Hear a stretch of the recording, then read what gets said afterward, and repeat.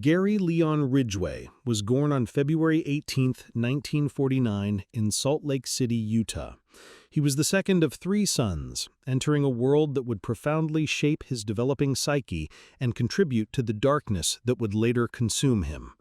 His father, Thomas, worked as a bus driver, providing a steady but seemingly distant presence. His mother, Mary, was a sales clerk, and their home environment was characterized by intense dysfunction, marked by Mary's overbearing control and volatile temper. From his earliest years, Gary's childhood was a landscape of emotional turmoil, punctuated by moments of deep humiliation and severely inappropriate boundaries that would twist his mind in ways that continue to disturb and perplex psychologists today.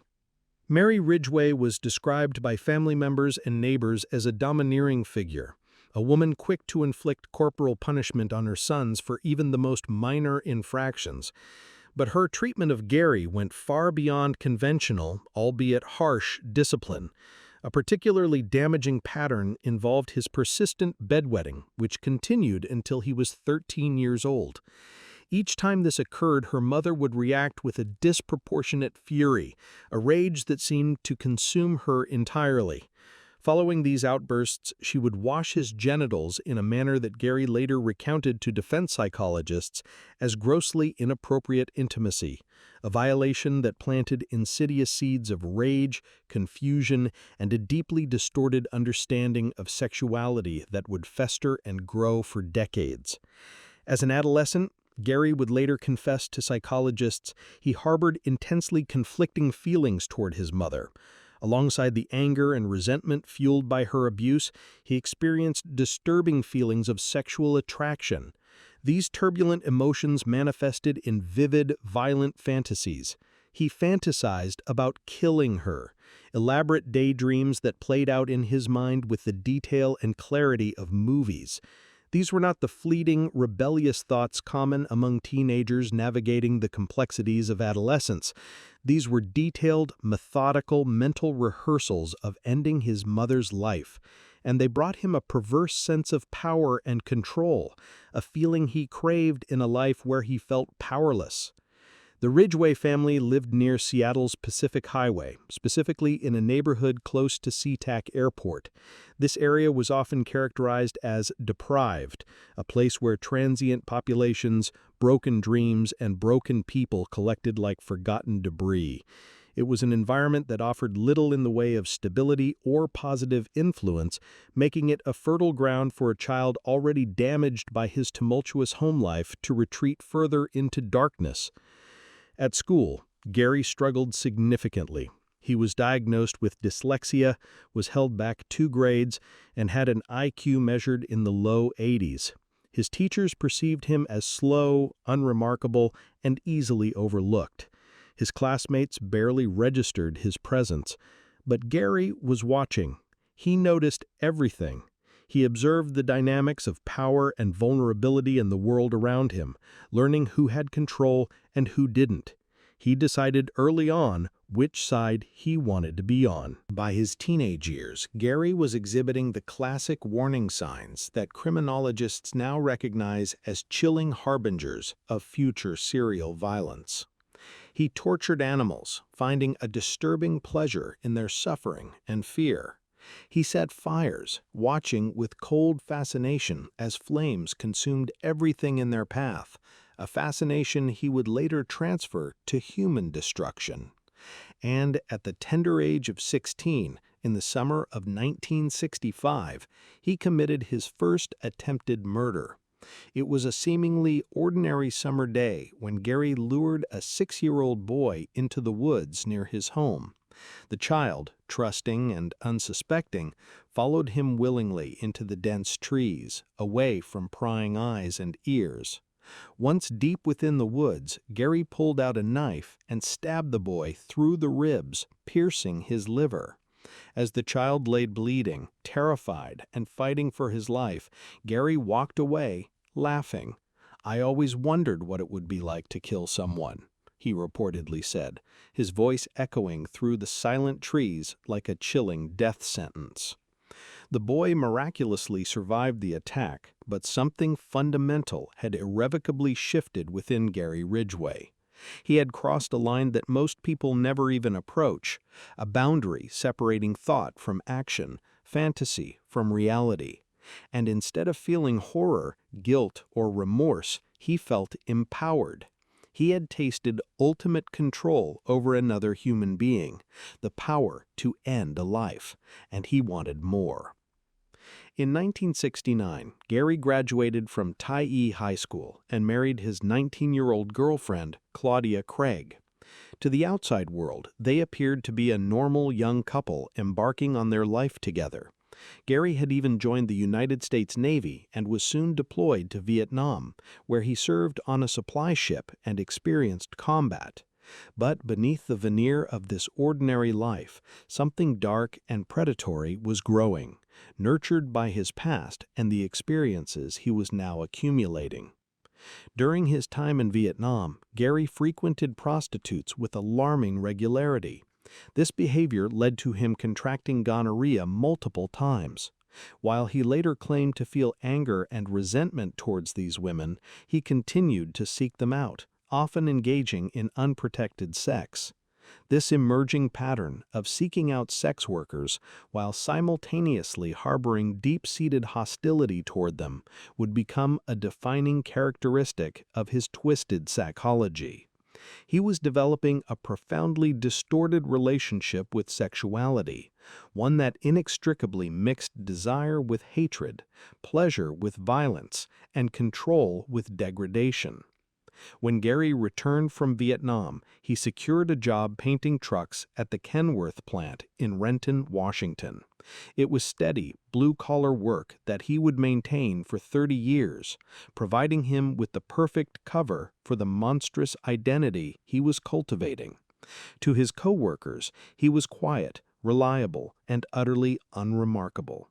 He arrived on time, performed his duties diligently, and went home without drawing attention. No one suspected that he was using his knowledge of industrial paint, his access to remote areas, and his unassuming demeanor to plan and execute horrific crimes. Gary's first marriage ended in divorce, as did his second. He seemed incapable of sustaining normal, healthy relationships, though he continued to marry and attempt a semblance of domestic life.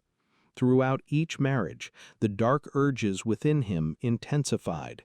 He was developing what he would later describe as an insatiable sexual desire that grew increasingly dangerous and intertwined with violence.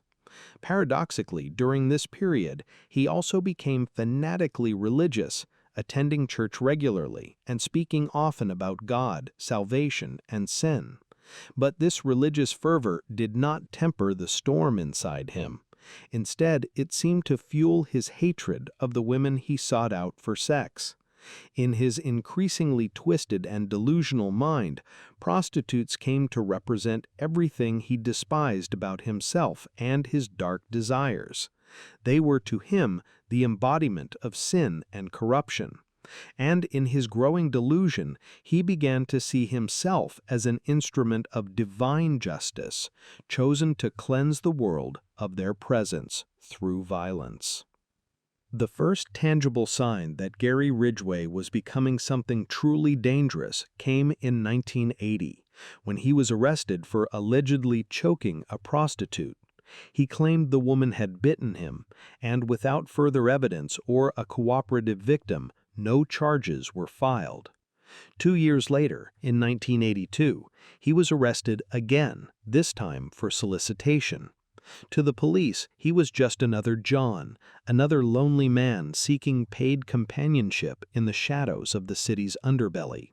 They processed him, issued a citation, and released him, unaware that Gary Ridgway was planning something far more sinister, something that would terrorize the Pacific Northwest for decades and claim the lives of at least 49 women. His victims would be among society's most vulnerable, women and girls who had fallen through the cracks of a system that often barely acknowledged their existence, let alone protected them. The killing spree began in the summer of 1982. The first victim was Wendy Lee Caulfield, a runaway who had been living on the streets and working as a prostitute to survive. On July 15, 1982, her body was discovered floating in the Green River, a pair of blue jeans tied tightly around her neck like a grotesque necklace. Embedded in those jeans were microspheres of industrial spray paint, tiny, almost invisible particles that would eventually become a crucial piece of evidence linking him to the crimes and leading to Gary's capture. But that forensic breakthrough was still nearly 20 years away. Within a month of Wendy's discovery, 4 more bodies were found along the riverbanks and in nearby wooded areas. Deborah Lynn Bonner, Marcia Faye Chapman, Opal Charmaine Mills, and Cynthia Jean Hines. All young women, all involved in prostitution or living transient lifestyles, all strangled and callously dumped like garbage in or near the murky waters of the Green River. The pattern was unmistakable, chilling, and terrifyingly consistent. A serial killer was at work, and he was just getting started. What followed would become one of the longest, most complex, and most expensive murder investigations in American history. A desperate, often frustrating cat-and-mouse game between dedicated law enforcement officers and a predator who seemed to vanish into thin air after each killing. Gary Ridgway had found his calling, and he was terrifyingly effective at it. He was methodical, careful, and utterly without remorse. He chose his victims deliberately, targeting women he believed wouldn't be missed. Women whose disappearances might go unreported for days, weeks, or even months. He strangled them, often with his bare hands, a method he preferred for its perceived cleanliness and control, then disposed of their bodies in remote, often heavily wooded locations where they might never be found, or at least not quickly. And through it all, he maintained his ordinary life. He went to work every day at the Kenworth plant, attended church regularly, and even married for a third time in 1988 to Judith Mosen. To everyone who knew him, Gary Ridgway was just another face in the crowd, a quiet, unassuming man living a quiet life. But in the darkness of the Pacific Northwest, he was becoming something else entirely. He was becoming the Green River Killer, and his reign of terror was only just beginning, casting a long, dark shadow over the region. As the 1980s unfolded, Gary Ridgway had already tasted blood and found it intoxicating. The 2 arrests in 1980 and 1982 for choking and solicitation should have been blaring warning signs, red flags indicating something far darker was brewing beneath the surface of this mild-mannered truck painter. But the system, perhaps hampered by biases against his chosen victims or a lack of resources, let him slip through the cracks. And what followed would become one of the most horrific killing sprees in American history. The Green River itself became his macabre hunting ground, a muddy waterway winding through the industrial heart of King County, Washington. It was here, along these banks and in the surrounding areas, that Ridgway would dump his first victims, giving birth to the chilling moniker that would haunt the Pacific Northwest for decades, the Green River Killer. The official timeline of his confirmed victims begins on July 15, 1982, with the discovery of 16-year-old Wendy Lee Caulfield's body found floating in the river, blue jeans knotted tightly around her neck. She was a runaway, a girl who had slipped through society's safety nets and landed directly in the crosshairs of a predator who understood exactly how to exploit the system's blind spots and indifference. Ridgway had chosen his first victim with calculated precision, targeting someone unlikely to be immediately or thoroughly missed. Within a month, the horror multiplied, intensifying the growing panic in the region. 4 more bodies surfaced along the riverbank and in nearby dumping grounds. Deborah Lynn Bonner, Marcia Faye Chapman, Opal Charmaine Mills, and Cynthia Jean Hines. Each one strangled, each one discarded like refuse, each one a life brutally cut short by a man who had learned to mask his monstrous darkness behind a carefully constructed facade of normalcy. The police quickly realized they were dealing with something unprecedented in the area. 5 young women, all found in the same general vicinity, all killed in the same chilling manner. This wasn't random violence or impulsive crimes of passion. This was methodical, systematic, and chillingly calculated. A serial killer was stalking the streets of Seattle and its surrounding areas, and he was just getting started on his horrific mission. What made Ridgway so terrifyingly effective wasn't just his capacity for violence or his ability to blend in, but his profound understanding of who to target. He prowled the Pacific Highway South, a stretch of road known locally as the Strip. This was a world of flickering neon lights, cheap motels, and broken dreams, where runaway teenagers and desperate women sold themselves to survive. It was a place where people disappeared regularly, where the missing weren't always missed, where a predator could hunt with a chilling degree of impunity. Ridgway understood the psychology of vulnerability intimately. He knew that sex workers and runaways existed on the extreme margins of society, that their disappearances might not be immediately reported, and that even when they were reported, the investigations might lack the urgency and resources typically reserved for victims from more respectable backgrounds. He wasn't just exploiting individual desperation, he was exploiting systemic indifference and societal bias. His method of operation was deceptively simple, built on a foundation of calculated deception. He would cruise the Strip in his pickup truck, sometimes even with his young son in the back seat, presenting himself as a harmless family man, a potential client like any other. He was polite, soft-spoken, and seemingly unthreatening. He offered rides, promised money for services, and spoke kindly to women who had grown accustomed to harsh treatment and exploitation. To his victims, in their moments of desperation and vulnerability, he must have seemed like a potential salvation, a gentle respite from a cruel and dangerous world. But once he had them alone, the mask would drop, revealing the monster beneath. He would drive them to secluded locations, sometimes his own home, sometimes remote areas deep in the woods where screams wouldn't carry and discovery was unlikely. He would engage in sexual acts with them. Then, in a chilling act of ultimate control, he would strangle them, usually with his bare hands, a method he favored for the intimate power it afforded him.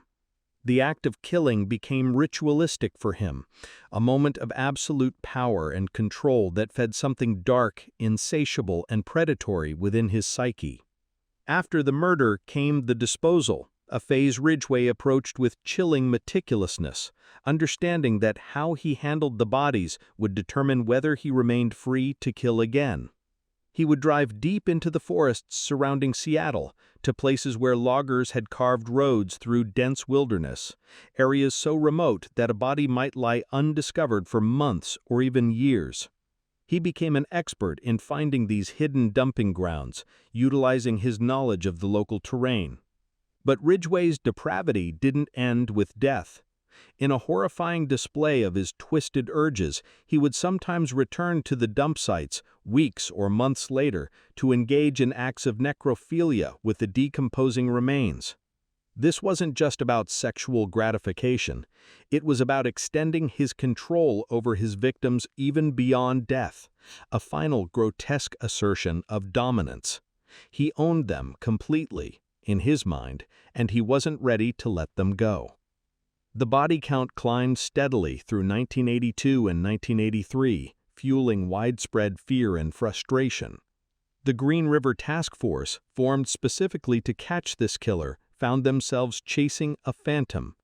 They had bodies, they had evidence, they had witnesses who had seen victims get into vehicles, but they couldn't connect the dots to a single suspect. Ridgway was careful, methodical, always seeming to be one step ahead of the investigation. Part of his success lay in his intuitive understanding of forensic science and police procedure, despite his limited education.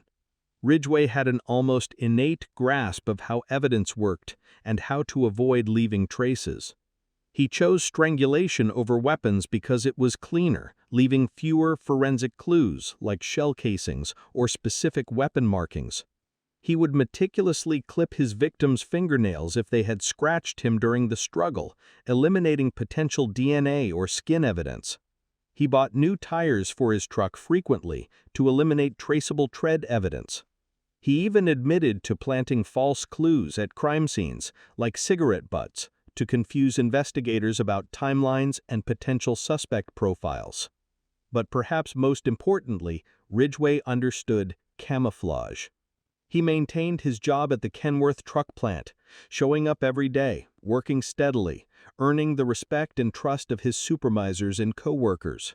He attended church regularly, projecting an image of religious devotion and community involvement. He married for a third time in 1988 to Judith Mosen, who would later claim she never suspected anything unusual about her husband's behavior, aside from some minor oddities. This meticulously maintained double life was Ridgway's greatest weapon. By day, he was Gary the truck painter, Gary the churchgoer, Gary the seemingly devoted husband. By night, he was a predator stalking the streets of Seattle, adding to a body count that would eventually reach nearly 50 confirmed victims, making him one of America's most prolific serial killers. The dichotomy was so complete, the facade so convincing, that even those closest to him remained oblivious to the monster living among them. The investigation struggled mightily against this perfect facade of normalcy. A crucial moment occurred in 1983 when 18-year-old Marie Malvar disappeared. Her boyfriend and pimp, suspicious after seeing her get into a truck matching Ridgway's vehicle description, tracked the truck down to his home. They were certain this was the vehicle Marie had entered just before she vanished. Police questioned Ridgway based on this lead, but he calmly denied knowing anything about Malvar's disappearance. Without physical evidence directly linking him to her or the other murders, investigators felt they had no choice but to let him go. It was a moment that would haunt investigators for decades. They had the right man, the right house, the right vehicle, and a credible witness placing him with a victim, yet he slipped through their fingers. Ridgway's calm demeanor, his cooperative attitude during questioning, and his apparent willingness to help with the investigation threw them off the scent. He even agreed to take a polygraph test in 1984 and astonishingly passed it, further convincing some police that he wasn't their man. Years later, after his capture and confession, Ridgway would reveal the extent of his deception during that crucial 1983 interview. He had deliberately stood against a fence during the questioning to hide the deep scratches Marie Malvar had left on his arms during her desperate struggle. After the detectives left, in a chilling display of forensic awareness, he burned the scratches with battery acid to eliminate the evidence. He had been mere moments away from being caught, but his quick thinking, understanding of police procedure, and sheer audacity saved him, allowing his reign of terror to continue.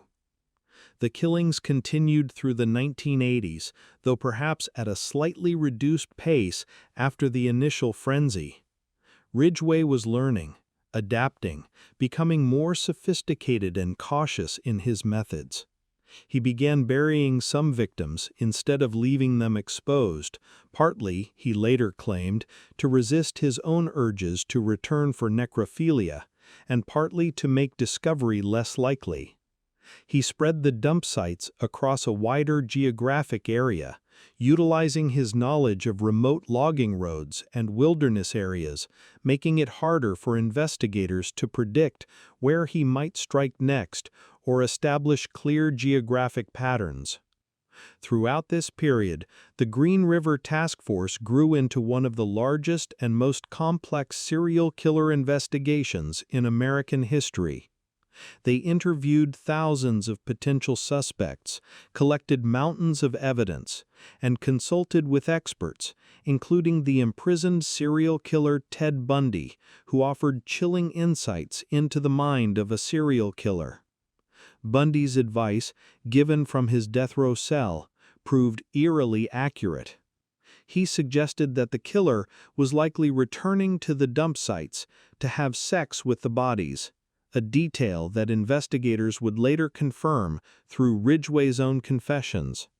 But despite their monumental efforts, despite the vast resources devoted to the case, despite the intense public attention and media coverage, the Green River Killer remained a phantom, a ghost haunting the region.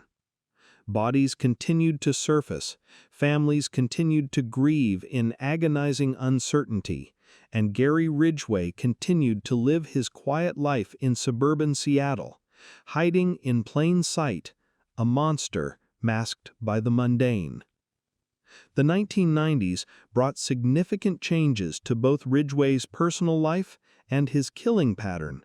His marriage to Judith Mosen in 1988 appeared to have a stabilizing effect on him, at least superficially. He later claimed that he truly loved her, and statistics bear out his assertion that his kill rate decreased significantly after their marriage. Of his 49 confirmed victims, only 3 were killed after he married Mosen. But the dark urges never completely disappeared. His final confirmed murder occurred in 1998, a staggering 16 years after his first known kill. By then, DNA technology was advancing rapidly, moving from a nascent scientific tool to a powerful forensic weapon. The evidence that had been meticulously collected throughout the 1980s and 1990s, the biological samples, the trace evidence, was about to become the key to finally solving the case that had eluded investigators for so long. The breakthrough came in 2001, a moment that would forever change the course of the investigation. Advances in DNA analysis allowed investigators to revisit evidence collected years earlier. Saliva samples taken from Ridgway during a routine interview in 1987 could now be analyzed with unprecedented precision and compared to semen found on several victims. The match was undeniable, statistically overwhelming. The man who had eluded capture for nearly 2 decades, the Phantom Killer, was finally within reach. On November 30, 2001, police arrived at the Kenworth truck factory where Ridgway had worked for over 30 years, maintaining his quiet facade. They found him at his workstation, calmly spray-painting truck parts, performing the same mundane job he had held throughout his horrific killing spree. He didn't resist arrest. He didn't seem surprised. He simply put down his equipment, a spray gun perhaps still coated with the same paint that had been found on his victims, and allowed himself to be led away in handcuffs. The arrest of Gary Ridgway sent shockwaves through the Pacific Northwest and across the nation. For nearly 20 years, the Green River Killer had been a boogeyman, a shadowy figure, representing every parent's worst nightmare, a symbol of unchecked evil. To discover that this monster was not some obviously deranged outcast, but this unremarkable middle-aged man, this quiet worker who had hidden among them for so long, was almost more terrifying than the mystery itself. It shattered perceptions of what a serial killer looked like or where they might live. As the investigation into the Green River killings intensified throughout the 1980s, Gary Ridgway had become more than just a name on a suspect list. He had become a ghost, a phantom who seemed to slip through the fingers of law enforcement at every turn. The man who would eventually confess to being America's most prolific serial killer was living a double life so convincingly, so meticulously crafted, that even those closest to him never suspected the profound darkness that consumed him. The Green River Task Force had indeed grown into one of the largest serial killer investigations in American history. Dozens of detectives, forensic specialists, and federal agents were working around the clock, following thousands of leads, interviewing hundreds of suspects, and analyzing mountains of evidence. Yet Ridgway continued his killing spree, methodically selecting victims from the vulnerable populations that congregated along Seattle's South Pacific Highway, a stretch of road that had become tragically synonymous with his crimes. What made Ridgway so terrifyingly effective wasn't just his ability to blend into ordinary society, but his uncanny understanding of how investigations worked. Despite his low IQ and struggles with dyslexia, he possessed an almost intuitive grasp of forensic science and police procedure. He knew that strangulation left less physical evidence than other methods of murder. He understood that moving bodies, changing dump sites, and varying his patterns would make it harder for investigators to establish connections and link the crimes. Most chillingly, he knew that targeting society's most marginalized women, those involved in prostitution, runaways, drug users, would buy him precious time before their disappearances were even noticed or taken seriously. The summer of 1983 marked a particularly brutal period in Ridgway's killing spree. Bodies were being discovered with increasing frequency in the dense forests, ravines, and remote areas surrounding Seattle. Each crime scene told the same horrifying story. Young women, many barely out of their teens, strangled and discarded like refuse. The killer's signature was becoming clearer with each discovery: the method, the victim type, the dumping locations, but the man himself remained frustratingly elusive, a shadow just beyond the task force's reach. Marie Malvar's case had, for a brief moment, put Ridgway squarely in the crosshairs of the investigation, yet he had managed to deflect suspicion with a performance that would have impressed seasoned actors. When detectives knocked on his door in 1983, they found a mild-mannered truck painter who seemed genuinely concerned about helping with their investigation. He answered their questions politely, admitted to frequenting the area where prostitutes worked, and even acknowledged his past arrest for soliciting. But he denied any involvement in the murders, and his demeanor was so calm, so convincing, that investigators, lacking definitive physical evidence at that moment, had no choice but to let him go. What they didn't know was that Ridgway had been preparing for such a moment. According to his later confessions, he had strategically positioned himself against a fence during the interview to hide the scratch marks that Marie Malvar had left on his arm during her desperate struggle to escape. After the detectives left, in a chilling act of calculated self-preservation, he burned the scratches with battery acid, obliterating any physical evidence that might have linked him directly to her murder. It was this kind of cold, calculated thinking, this ability to anticipate and counter investigation techniques, that allowed him to stay one step ahead for nearly 2 decades. The psychological profile that emerged from the FBI's Behavioral Analysis Unit painted a picture of a highly organized killer who was likely employed, possibly married, and deeply familiar with the areas where bodies were being dumped. They theorized that he was someone who could blend seamlessly into the community, someone who wouldn't attract attention or suspicion. In every respect, Gary Ridgway fit this profile perfectly, a chilling embodiment of the neighbor-next-door monster. By day, he was the picture of blue-collar respectability. He showed up to work at the Kenworth truck factory on time, did his job painting trucks with meticulous attention to detail, and got along well enough with his coworkers, who would later describe him as quiet, reliable, and unremarkable. He attended church regularly, married for the third time in 1988, and seemed to embody the values of hard work and family that defined much of American society. But as darkness fell over Seattle and its surrounding areas, Ridgway transformed into something completely different.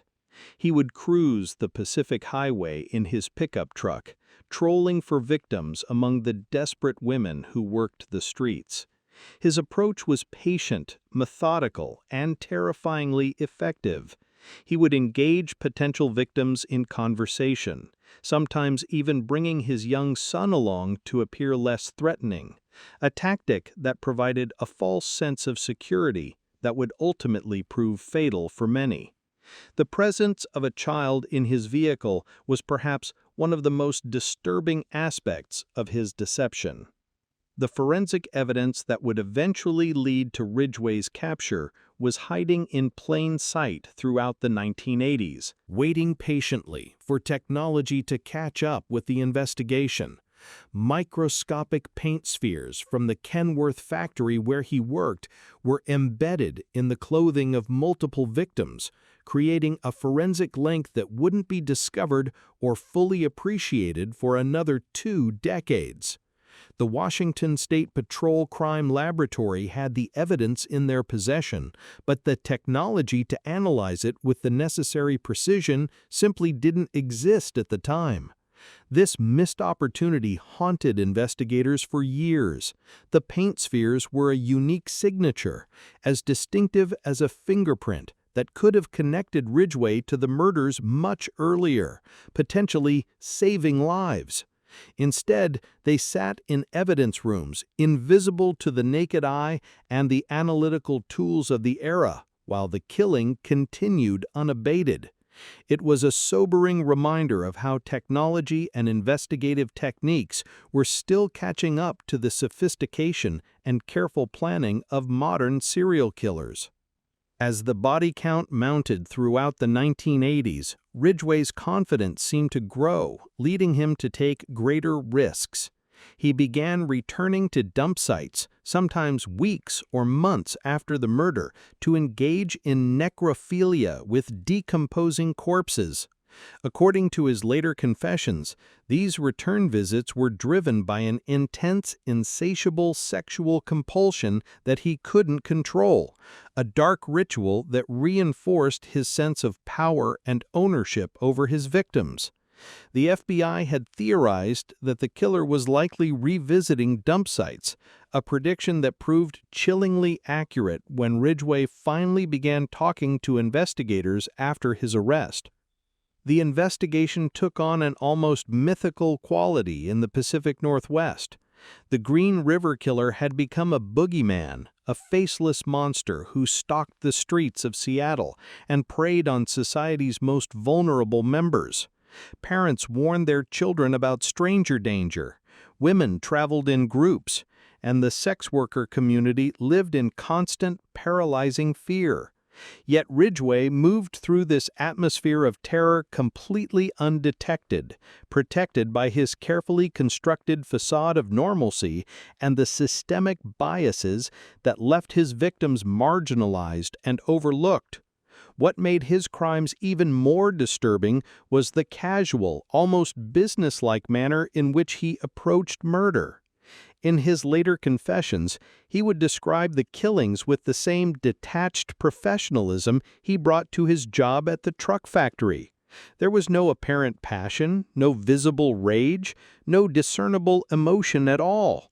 He killed because he wanted to kill, and he wanted to kill as many people as possible without getting caught. The act itself seemed to be the primary motivation, a means to achieve a sense of power and control. The investigation's focus on Ridgway intensified in 1987 when police obtained hair and saliva samples from him during a routine interview. The samples were preserved and tested using the forensic technology available at the time, but the results were inconclusive.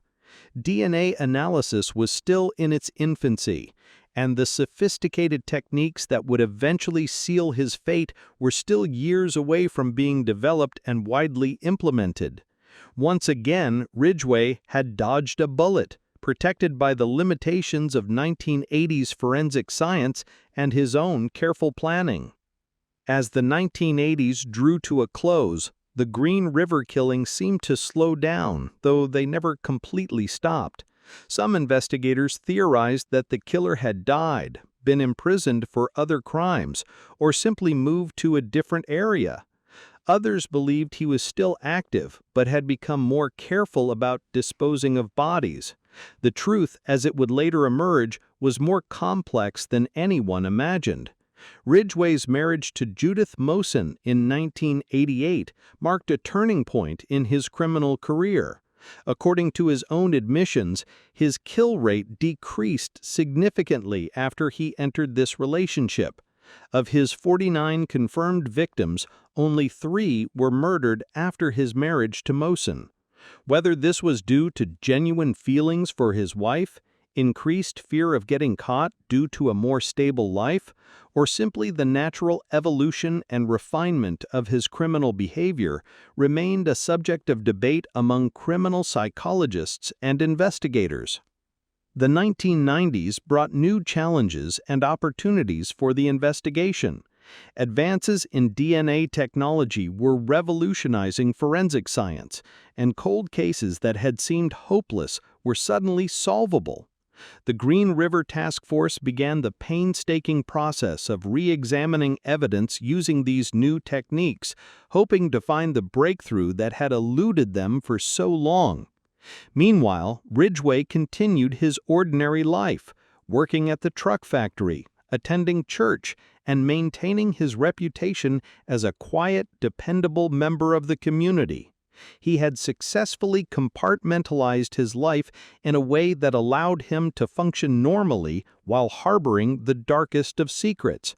The disconnect between his public persona and his private reality was so complete that even trained investigators had been fooled by his performance. As the new millennium approached, the investigation into the Green River killings had become the longest-running serial killer case in American history. Thousands of tips had been followed, hundreds of suspects had been questioned, and millions of dollars had been spent in the pursuit of justice. Yet the killer remained free, protected by his anonymity, his careful planning, and the passage of time. The breakthrough that would finally bring Gary Ridgway to justice was just around the corner. Hidden in the microscopic evidence that had been waiting patiently in storage for nearly 2 decades. The paint spheres that had been overlooked in the 1980s would soon become the key to unlocking one of the most prolific serial killing sprees in American history. But for now, as the 20th century drew to a close, the Green River Killer remained Seattle's most elusive and terrifying phantom. By the time DNA technology finally caught up with Gary Ridgway in 2001, he had become something of a phantom in the Pacific Northwest. The Green River Task Force had interviewed him multiple times over the years, but each encounter left investigators frustrated and empty-handed. He would sit across from detectives, calm and cooperative, answering their questions with the measured, unassuming responses of a man who had nothing to hide. But beneath that unremarkable exterior, something far more sinister was calculating every word, every gesture, every opportunity to deflect suspicion. The breakthrough came not from brilliant detective work or a sudden confession, but from microscopic evidence that had been sitting in storage for nearly 2 decades. In 1987, during one of the early investigations, police had collected saliva samples from Ridgway as part of their routine questioning of potential suspects. Those samples had been filed away, waiting for technology to advance enough to unlock their secrets. By 2001, DNA analysis had evolved to the point where those tiny traces of genetic material could be compared against evidence collected from the crime scenes with unprecedented accuracy. The match was undeniable. Ridgway's DNA was found on multiple victims, linking him conclusively to murders that had haunted the region for years. The statistical probability of the samples belonging to someone else than Ridgway was astronomically small, measured in the billions to one. After nearly 20 years of investigation, the scientific evidence was finally catching up with the killer who had so skillfully evaded capture. On November 30, 2001, detectives arrived at the Kenworth truck factory where Ridgway had worked as a spray painter for 3 decades.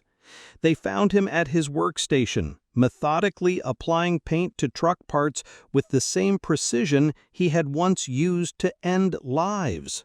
He didn't resist arrest. He didn't seem surprised. He simply put down his equipment and allowed himself to be led away in handcuffs. The quiet end to a long and horrific reign of terror. The arrest sent shockwaves through the community. Here was a man who had lived among them for years, painting trucks by day and stalking victims by night.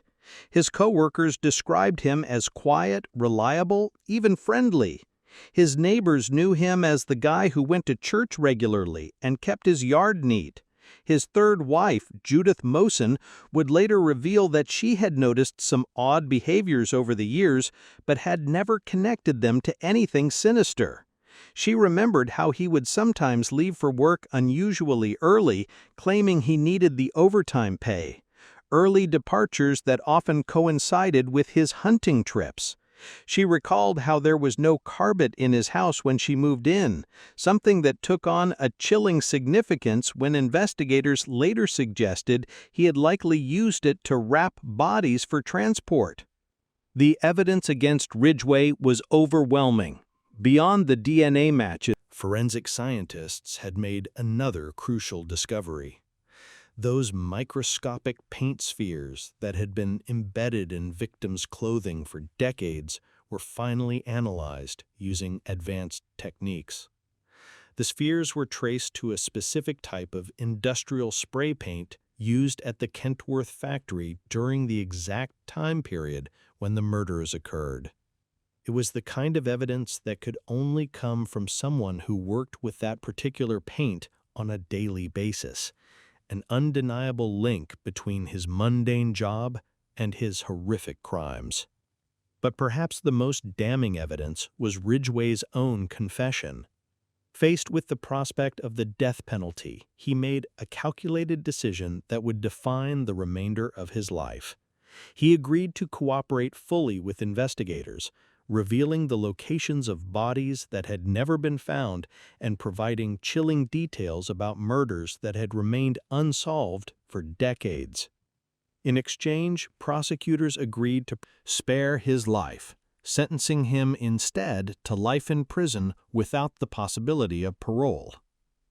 The confession sessions were unlike anything investigators had ever experienced.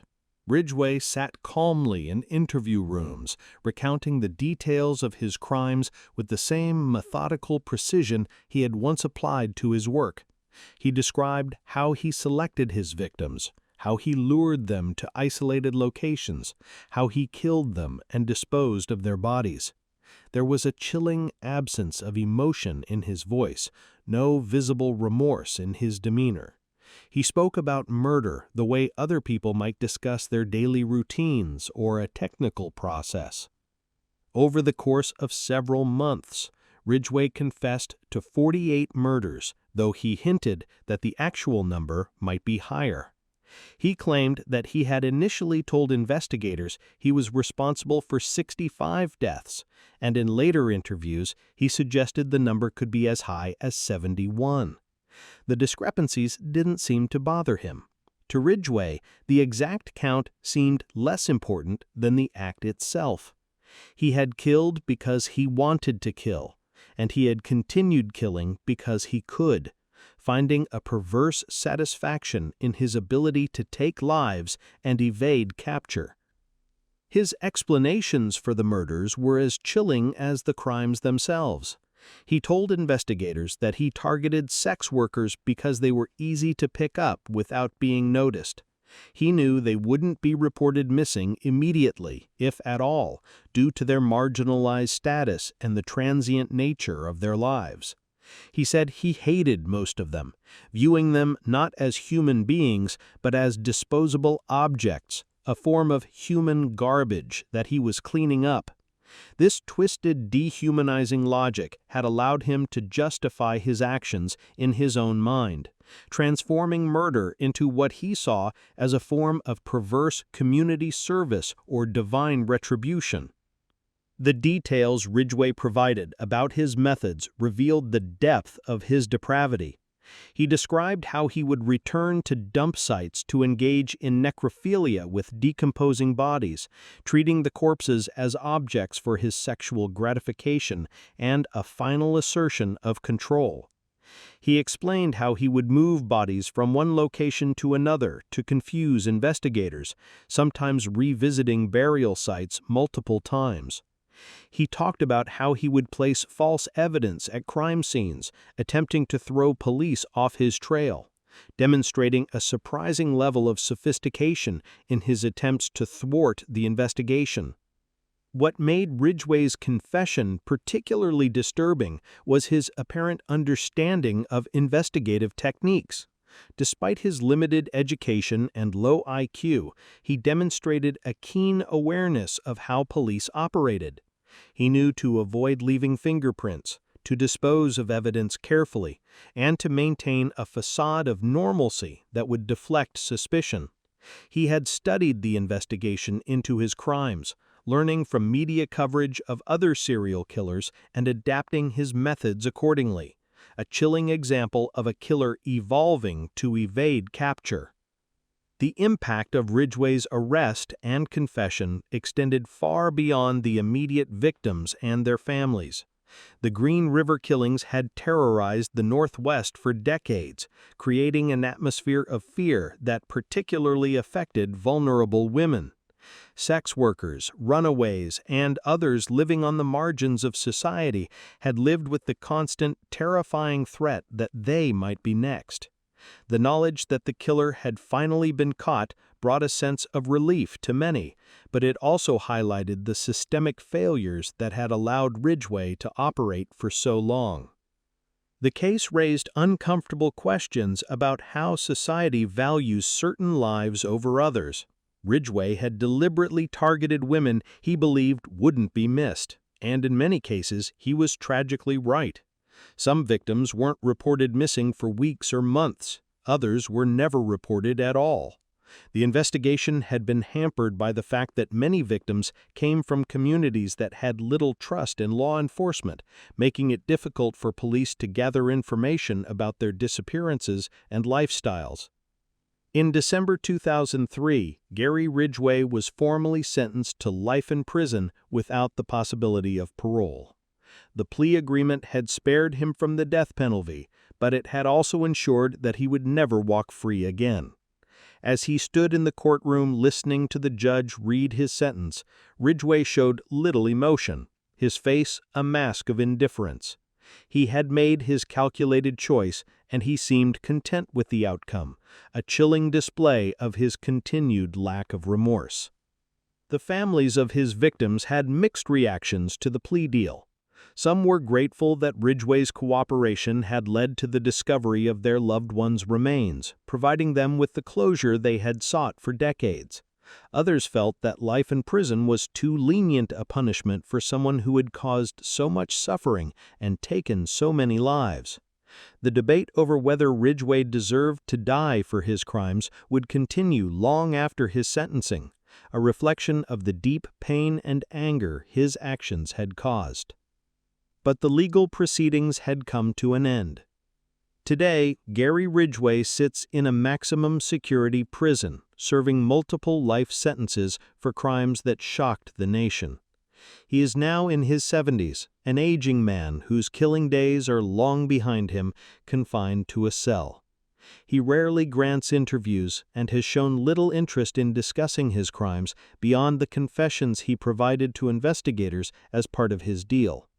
To him, the murder seemed to be a closed chapter, something that happened in his past but no longer defines his present, a chillingly detached perspective. By the early 1990s, Gary Ridgway had seemingly perfected his deadly craft.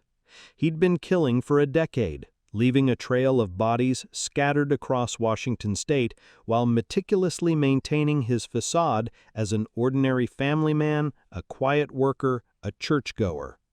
The Green River Task Force had amassed mountains of evidence, interviewed hundreds of suspects, and followed countless leads. Yet Ridgway remained just another name in their extensive files, a person of interest who had somehow managed to evade definitive suspicion. He'd passed a polygraph test, cooperated with interviews, and continued living his quiet life in the suburbs, a ghost in the machine of the investigation. But beneath this calm exterior, something was shifting, not within Ridgway himself, but in the world around him. The landscape of forensic science was evolving rapidly. During this period, DNA technology, once the stuff of science fiction or limited academic research, was becoming a powerful reality in criminal investigations. What had been impossible to detect or analyze in the early 1980s was now within the reach of skilled technicians and advanced laboratory equipment. The microscopic evidence that had been overlooked or deemed insignificant for years was about to become the key that would finally unlock this cold case. The breakthrough came from an unexpected source, a testament to the value of persistent, meticulous evidence review. In the late 1990s, Detective Tom Jensen, one of the dedicated investigators who had worked the Green River case for years, was methodically reviewing old evidence when he noticed something that had been missed years earlier during initial examinations. Embedded in the clothing of several victims were tiny, almost invisible spheres of industrial spray paint. These weren't just random environmental particles. They were specific, unique in composition, and traceable to a particular manufacturer and process. The paint spheres told a story that investigators had been waiting decades to hear. They matched the exact type of spray paint used at the Kenworth truck factory where Gary Ridgway had worked as a painter for over 30 years. The spheres had likely been transferred from his work clothes, his hands, or perhaps even his truck, becoming embedded in the fabric used to strangle his victims or in their clothing during transport.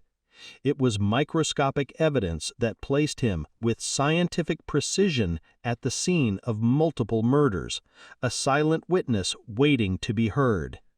But there was more. The DNA technology that had been in its infancy during the early years of the investigation had advanced dramatically. Saliva samples taken from Ridgway back in 1987 during a routine interview could now be analyzed with sophisticated techniques that didn't exist when they were first collected. The genetic material that had been sitting in evidence storage for over a decade was about to speak volumes. The DNA analysis revealed undeniable matches to semen found on several of the Green River victims. The probability of the samples belonging to someone other than Ridgway was astronomically small, measured in the billions to 1. After nearly 20 years of investigation, countless hours of work, and immense frustration, the scientific evidence was finally catching up with the killer. Meanwhile, Ridgway continued his routine, a master of compartmentalization. He showed up to work at the truck factory every day, performed his duties as a spray painter, and went home to his wife, Judith. To everyone around him, he remained the same quiet, religious man they'd always known. He attended church regularly, spoke softly, and seemed utterly incapable of the horrific violence being attributed to the Green River killer. His co-workers described him as someone who wouldn't hurt a fly, a gentle soul who kept to himself and caused no trouble, a chilling testament to his deceptive abilities. But investigators were closing in, building an ironclad case. The paint evidence and DNA matches were converging, creating a scientific link that was undeniable. Detective Dave Reichert, who had been working the Green River case since its inception in 1982, finally had the evidence he'd been searching for, the proof that had eluded him for so long. The same man who had consulted with Ted Bundy, who had followed hundreds of leads and interviewed countless suspects, was about to make the arrest that would define his career and bring a measure of justice to the victims' families. The investigation team worked carefully and methodically to build their case, ensuring every detail was perfect. They couldn't afford any mistakes or procedural errors that might allow Ridgway to escape justice again. Every piece of evidence was meticulously documented, every connection verified and re-verified. The paint spheres were analyzed multiple times by different laboratories to ensure accuracy. The DNA evidence was subjected to the most rigorous testing available, leaving no room for doubt. As the case against Ridgway strengthened, investigators began to piece together the full scope of his crimes, a horrifying mosaic of violence spanning nearly 2 decades. The timeline stretched back to 1982, with victims ranging from teenagers to women in their 30s. Most were sex workers or runaways, people who existed on the margins of society, whose disappearances often went unreported for days or weeks, giving Ridgway the crucial time he needed to dispose of evidence and establish alibis. The geographic pattern of the murders painted a picture of a methodical killer who knew the area intimately, utilizing his knowledge of remote locations gained from years of living and working in the region. Bodies were found in remote locations throughout King County, often in heavily wooded areas, ravines, or along logging roads where they might remain undiscovered for months or years. Some victims were found in the Green River itself, while others were scattered across the landscape like a grotesque trail of breadcrumbs, marking the extent of his hunting grounds. Ridgway's knowledge of police procedures, gained through his multiple interviews and interactions with law enforcement over the years, had undoubtedly helped him stay ahead of the investigation for years. He knew what investigators were looking for and had adapted his methods accordingly. He had stopped leaving bodies in the river after the intense media attention made it too risky. He had changed his disposal methods, varied his hunting grounds, and maintained his careful facade of normalcy, constantly evolving his tactics. But forensic science had evolved beyond his ability to adapt or anticipate. The microscopic paint spheres were evidence he couldn't see or control. The DNA technology was advancing faster than he could comprehend or counteract. The very job that had provided him with the means to live his ordinary life and access remote areas had also marked him in ways invisible to the naked eye, leaving a trail of microscopic breadcrumbs that would eventually lead to his downfall. The psychological profile that had been developed over the years was proving remarkably accurate. Ridgway fit the description of an organized killer who could blend into society while maintaining his deadly double life. He was intelligent enough in a practical sense to avoid detection for a long time, but driven by compulsions he couldn't fully control. His deep-seated hatred of sex workers, combined with his twisted religious beliefs and sexual dysfunction, had created a perfect storm of violence that lasted for decades, leaving a trail of devastation. On November 30, 2001, the long and arduous investigation finally reached its dramatic conclusion. Gary Ridgway was at work at the Kenworth truck factory performing the same spray painting job he'd held for 3 decades when police officers arrived to place him under arrest. The quiet man who had painted trucks by day and hunted women by night was finally in custody, his reign of terror over. The arrest sent shockwaves through the community, a profound sense of disbelief and horror. Neighbors, co-workers, and even family members struggled to reconcile the mild-mannered man they knew with the monster he'd been revealed to be. His wife Judith claimed she'd had no idea about his crimes, though investigators noted the significant drop in his kill rate after her marriage, suggesting her presence may have had some inhibiting effect, however limited. The man who attended church regularly and spoke of his faith had been living a lie of unimaginable proportions, a chilling testament to the capacity for evil to hide behind the most ordinary masks. The evidence against Ridgway was overwhelming and undeniable.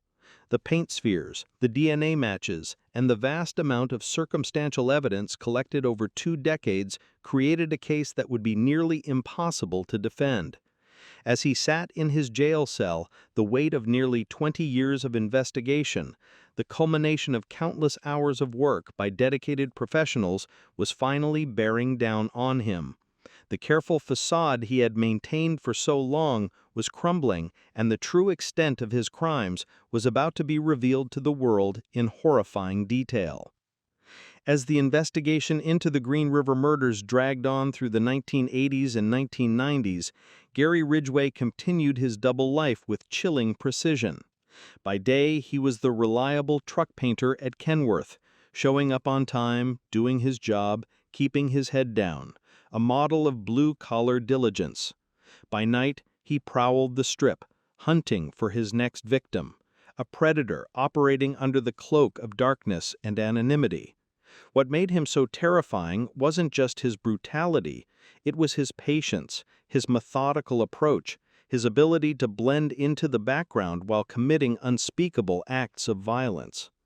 The body count kept climbing, a grim tally of lost lives. Women disappeared from Pacific Highway South with disturbing regularity. Wendy Caulfield, Deborah Bonner, Marcia Chapman, Cynthia Hines, Opal Mills. The names became a grim roll call of the forgotten, the vulnerable, the disposable. Each murder followed a chillingly similar pattern. Ridgway would cruise the strip in his paint-splattered pickup truck, sometimes with his young son sleeping innocently in the back seat, projecting the image of a harmless family man, a tactic designed to disarm and deceive. He'd approach sex workers with politeness, even feigned kindness, offering them money for their services. Then, once they were in his vehicle and isolated, he'd drive them to a secluded location, often near the Green River or in remote wooded areas, where he would strangle them with his bare hands or with ligatures, asserting his ultimate control. But Ridgway didn't just kill and dump the bodies, he was meticulous about covering his tracks, displaying a level of forensic awareness that belied his limited education. Despite his low IQ and poor academic record, he deliberately chose strangulation over weapons because he believed it was cleaner, leaving less evidence like blood or shell casings. He would carefully position the bodies, sometimes returning to the dump sites weeks or months later to move remains, making it harder for investigators to establish timelines or link multiple victims to the same location. He planted false evidence at crime scenes, like cigarette butts or gum, trying to throw detectives off his trail and suggest other potential suspects. If a victim scratched him during the attack, he would clip their nail clippers to remove potential trace evidence and then burn the scratches on his own skin with battery acid to hide the wounds, a horrifying testament to his calculated efforts to avoid capture. The psychological profile that had been developed over the years was proving remarkably accurate. Ridgway fit the description of an organized killer who could blend into society while maintaining his deadly double life. He was intelligent enough in a practical sense to avoid detection for a long time, but driven by compulsions he couldn't fully control. His deep-seated hatred of sex workers, combined with his twisted religious beliefs and sexual dysfunction, had created a perfect storm of violence that lasted for decades, leaving a trail of devastation. On November 30, 2001, the long and arduous investigation finally reached its dramatic conclusion. Gary Ridgway was at work at the Kenworth truck factory, performing the same spray painting job he'd held for 3 decades, when police officers arrived to place him under arrest. The quiet man who had painted trucks by day and hunted women by night was finally in custody, his reign of terror over. The arrest sent shockwaves through the community, a profound sense of disbelief and horror. Neighbors, co-workers, and even family members struggled to reconcile the mild-mannered man they knew with the monster he'd been revealed to be. His wife, Judith, claimed she had no idea about his crimes, though investigators noted the significant drop in his kill rate after their marriage, suggesting her presence may have had some inhibiting effect, however limited. The man who had attended church regularly and spoke of his faith had been living a lie of unimaginable proportions, a chilling testament to the capacity for evil to hide behind the most ordinary masks. The evidence against Ridgway was overwhelming and undeniable. The paint spheres, the DNA matches, and the vast amount of circumstantial evidence collected over 2 decades created a case that would be nearly impossible to defend. As he sat in his jail cell, the weight of nearly 20 years of investigation, the culmination of countless hours of work by dedicated professionals, was finally bearing down on him. The careful facade he'd maintained for so long was crumbling, and the true extent of his crimes was about to be revealed to the world in horrifying detail. As the investigation into the Green River murders dragged on through the 1980s and 1990s, Gary Ridgway continued his double life with chilling precision. By day, he was the reliable truck painter at Kenworth, showing up on time, doing his job, keeping his head down, a model of blue-collar diligence. By night, he prowled the strip, hunting for his next victim, a predator operating under the cloak of darkness and anonymity. What made him so terrifying wasn't just his brutality, it was his patience, his methodical approach, his ability to blend into the background while committing unspeakable acts of violence. The body count kept climbing, a grim tally of lost lives. Women disappeared from Pacific Highway South with disturbing regularity. Wendy Caulfield, Deborah Bonner, Marcia Chapman, Cynthia Hines, Opal Mills, the names became a grim roll call of the forgotten, the vulnerable, the disposable. Each murder followed a chillingly similar pattern.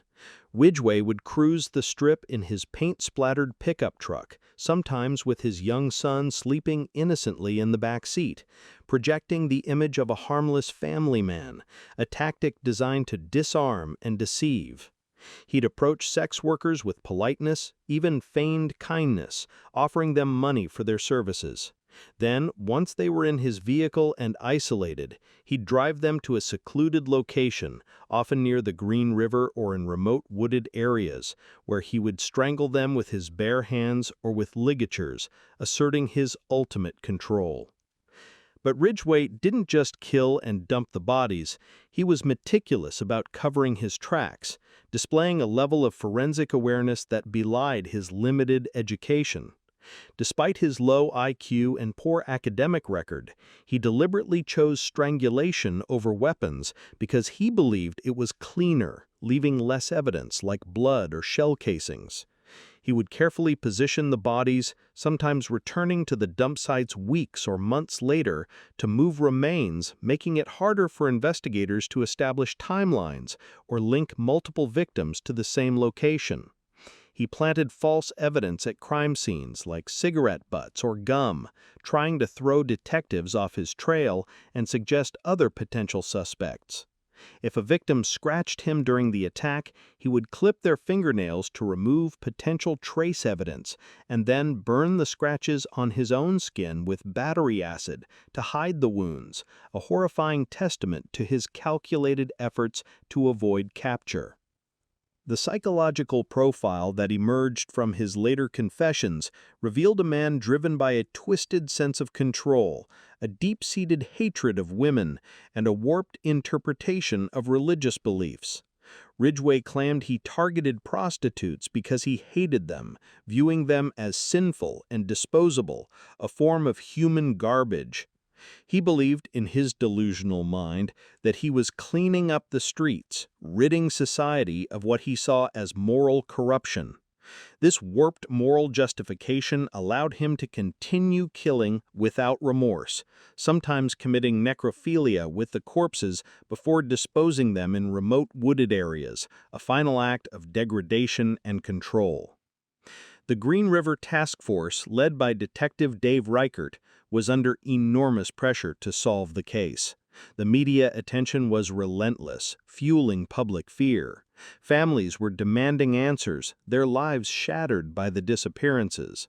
In their desperation, investigators even consulted with imprisoned serial killer Ted Bundy, hoping for insights into the mind of the unknown killer. Bundy, with his own chilling understanding of predatory behavior, correctly predicted that the Green River Killer was revisiting dump sites to engage in necrophilia, and suggested that police stake out fresh graves to catch him in the act, a strategy that, while considered, was difficult to implement effectively across the vast dumping grounds. Despite these efforts, Ridgway remained elusive, a ghost in the system. He was interviewed multiple times by police, first coming to their attention in 1983 when Marie Malvar disappeared after getting into a truck matching his vehicle description. Her boyfriend and pimp, acting on their own suspicions, had tracked down Ridgway's house, convinced he was involved in her disappearance. But when detectives questioned him, Ridgway was calm, cooperative, and utterly convincing in his denials. He acknowledged his history of soliciting prostitutes, but denied any involvement in the murders. He even passed a polygraph test, which, while not definitive proof, gave investigators false confidence in his innocence at that crucial time. The truth was that Ridgway was a skilled liar who had perfected his deception over decades of practice. During his 1983 interview, he strategically positioned himself against a fence to hide the scratch marks Marie Malvar had left on his arms during her final struggle. After the detectives left, he burned the scratches with battery acid to destroy the evidence, a chilling display of his calculated nature and forensic awareness. This level of planning and self-preservation was remarkable for someone with such limited formal education, but demonstrated the cold, calculating nature of his crimes. As the years passed, the killing spree seemed to slow down, particularly after Ridgway married his third wife, Judith Mawson, in 1988. The murder rate dropped significantly, with only 3 of his 49 confirmed victims killed after this marriage. Ridgway later claimed that he truly loved Mawson and that his feelings for her reduced his urge to kill. But the reality was likely more complex. He may have simply become more careful, more selective, adapting his methods to avoid detection as the investigation intensified and technology advanced. The breakthrough that would finally bring Ridgway to justice came from an unexpected source: microscopic paint spheres that had been overlooked for nearly 2 decades. These tiny particles, embedded in the clothing of his victims, were a unique industrial spray paint used at the Kenworth truck factory where Ridgway worked. The paint had been there all along, waiting in evidence boxes, but the forensic technology of the 1980s wasn't sophisticated enough to detect its significance or trace its origin. It wasn't until 2001 when advances in DNA technology allowed investigators to match saliva samples taken from Ridgway in 1987 to semen found on several victims that the case finally broke open.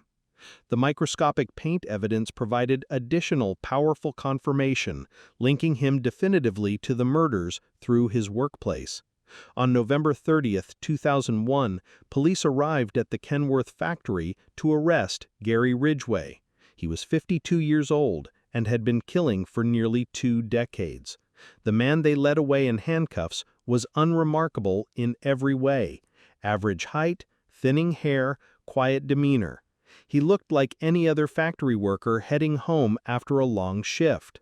But inside that ordinary exterior was one of the most prolific serial killers in American history, a man who had turned murder into a routine, who had perfected the art of making people disappear without a trace. The investigation into the Green River killings had reached a critical juncture by the late 1990s. For nearly 2 decades, the case had consumed countless resources, generated thousands of leads, and left investigators with more questions than answers. The task force had compiled a list of hundreds of suspects, interviewed thousands of witnesses, and collected mountains of evidence. Yet Gary Ridgway remained just another name in their files, a person of interest who had somehow managed to slip through their fingers time and again, protected by his mundane facade and the limitations of forensic science at that time. What investigators didn't fully realize was that they had been tantalizingly close to their target all along. The microscopic evidence that would eventually seal Ridgway's fate had been sitting in evidence lockers for years, waiting for technology to catch up with the science. Embedded in the clothing of his victims were tiny spheres of industrial spray paint so small that they were invisible to the naked eye. These microscopic particles would prove to be the key that unlocked one of America's most notorious serial killer cases. The paint spheres weren't just any ordinary paint. They were from a very specific type of industrial coating used at the Kenworth truck manufacturing plant, where Ridgway worked as a spray painter. The unique chemical composition and characteristics of this paint made it as distinctive as a fingerprint, a silent signature left behind at multiple crime scenes. But in the 1980s and early 1990s, the technology to detect and analyze such minute particles with the necessary precision simply didn't exist in most crime laboratories. By the late 1990s, advances in forensic science had opened up new possibilities for cold case investigations. DNA analysis had become more sophisticated and reliable, and microscopic examination techniques had improved dramatically. The Washington State Patrol Crime Laboratory began revisiting evidence from the Green River cases, applying new technologies to old clues that had been overlooked or deemed insignificant years earlier. The breakthrough came when forensic scientists, using advanced microscopy, discovered the paint spheres on the clothing of multiple victims. The spheres were so small that they had completely been missed during the initial examinations in the 1980s. When subjected to advanced microscopic analysis, these particles revealed their industrial origin and unique chemical composition. The paint was traced back to the specific type used at Kenworth during the time period when the murders occurred, providing a powerful link between the killer and his workplace. This discovery was revolutionary for the investigation. For the first time, investigators had physical evidence that could potentially link a suspect directly to multiple crime scenes, evidence that wasn't circumstantial but deeply embedded. The paint spheres created a forensic connection that went beyond witness testimony or behavioral profiling. They represented a tangible link between the killer and his victims, one that had been hiding in plain sight for nearly 20 years, waiting for the right tools to be revealed. The forensic breakthrough coincided with another significant development in the case. DNA technology had advanced to the point where scientists could extract and analyze genetic material from evidence that had previously been considered too degraded or contaminated to be useful. The saliva sample that police had collected from Ridgway back in 1987 suddenly became crucial evidence in a way that hadn't been possible when it was first obtained. In late 2001, King County Sheriff Dave Reichert, who had been one of the original investigators assigned to the Green River case and had risen through the ranks, called a meeting to discuss the potential for applying new DNA technology to the old evidence. Reichert had never forgotten the case, and the unsolved murders had haunted him throughout his career. He was determined to give the investigation one final, all-out push, using every available scientific tool. The DNA analysis yielded results that sent shockwaves through the investigative team. The saliva sample from Ridgway matched semen found on several of the victims. Combined with the paint sphere evidence, investigators finally had the irrefutable scientific proof they needed to arrest their suspect. The man they had questioned multiple times, who had passed a polygraph test and who had been living quietly in their community for decades, was finally within their grasp. On November 30, 2001, Gary Ridgway was at work at the Kenworth factory, performing the same spray painting job he had held for 30 years when police arrived to arrest him. The arrest was conducted quietly and without incident. Ridgway didn't resist or attempt to flee. He simply looked up from his work, set down his equipment, and allowed himself to be handcuffed, the mundane setting for the capture of a monster. The arrest sent ripples of shock through the community and the law enforcement agencies that had been hunting the Green River Killer for so long. After nearly 2 decades of investigation, countless false leads, and mounting frustration, they had finally captured one of America's most prolific serial killers.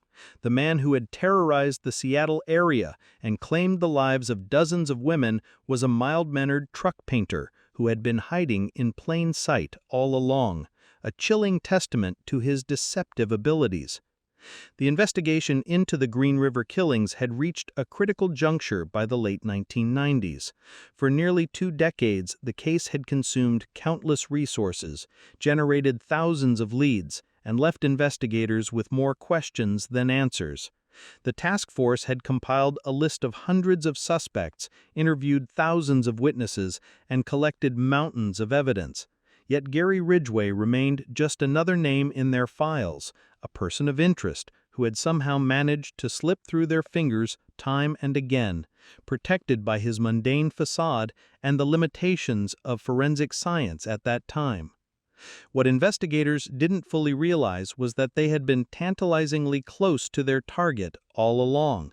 The microscopic evidence that would eventually seal Ridgway's fate had been sitting in evidence lockers for years, waiting for technology to catch up with the science. Embedded in the clothing of his victims were tiny spheres of industrial spray paint, so small that they were invisible to the naked eye. These microscopic particles would prove to be— What investigators didn't fully realize was that they had been tantalizingly close to their target all along. The microscopic evidence that would eventually seal Ridgway's fate had been sitting in evidence lockers for years, waiting for technology to catch up with the science. Embedded in the clothing of his victims were tiny spheres of industrial spray paint, so small they were invisible to the naked eye. These microscopic particles would prove to be the key that unlocked one of America's most notorious serial killer cases. The paint spheres weren't just any ordinary paint. They were from a very specific type of industrial coating used at the Kenworth truck manufacturing plant where Ridgway worked as a spray painter. The unique chemical composition and characteristics of this paint made it as distinctive as a fingerprint, a silent signature left behind at multiple crime scenes. But in the 1980s and early 1990s, the technology to detect and analyze such minute particles with the necessary precision simply didn't exist in most crime laboratories. By the late 1990s, advances in forensic science had opened up new possibilities for cold case investigations. DNA analysis had become more sophisticated and reliable, and microscopic examination techniques had improved dramatically. The Washington State Patrol Crime Laboratory began revisiting evidence from the Green River cases, applying new technologies to old clues that had been overlooked or deemed insignificant years earlier. The breakthrough came when forensic scientists, using advanced microscopy, discovered the paint spheres on the clothing of multiple victims. The spheres were so small that they had been completely missed during the initial examinations in the 1980s. When subjected to advanced microscopic analysis, these particles revealed their industrial origin and unique chemical composition. The paint was traced back to the specific type used at Kenworth during the time period when the murders occurred, providing a powerful link between the killer and his workplace. This discovery was revolutionary for the investigation.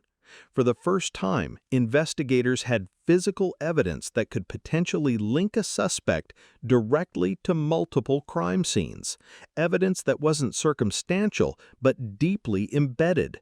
The paint spheres created a forensic connection that went beyond witness testimony or behavioral profiling. They represented a tangible link between the killer and his victims, one that had been hiding in plain sight for nearly 20 years, waiting for the right tools to be revealed. The forensic breakthrough coincided with another significant development in the case. DNA analysis had become more sophisticated and reliable, and scientists could now extract and analyze genetic material from evidence that had previously been considered too degraded or contaminated to be useful. The saliva sample that police had collected from Ridgway back in 1987 suddenly became crucial evidence in a way that hadn't been possible when it was first obtained. In late 2001, King County Sheriff Dave Reichert, who had been one of the original investigators assigned to the Green River case and had risen through the ranks, called a meeting to discuss the potential for applying new DNA technology to the old evidence. Reichert had never forgotten the case, and the unsolved murders had haunted him throughout his career. He was determined to give the investigation one final, all-out push using every available scientific tool. The DNA analysis yielded results that sent shockwaves through the investigative team.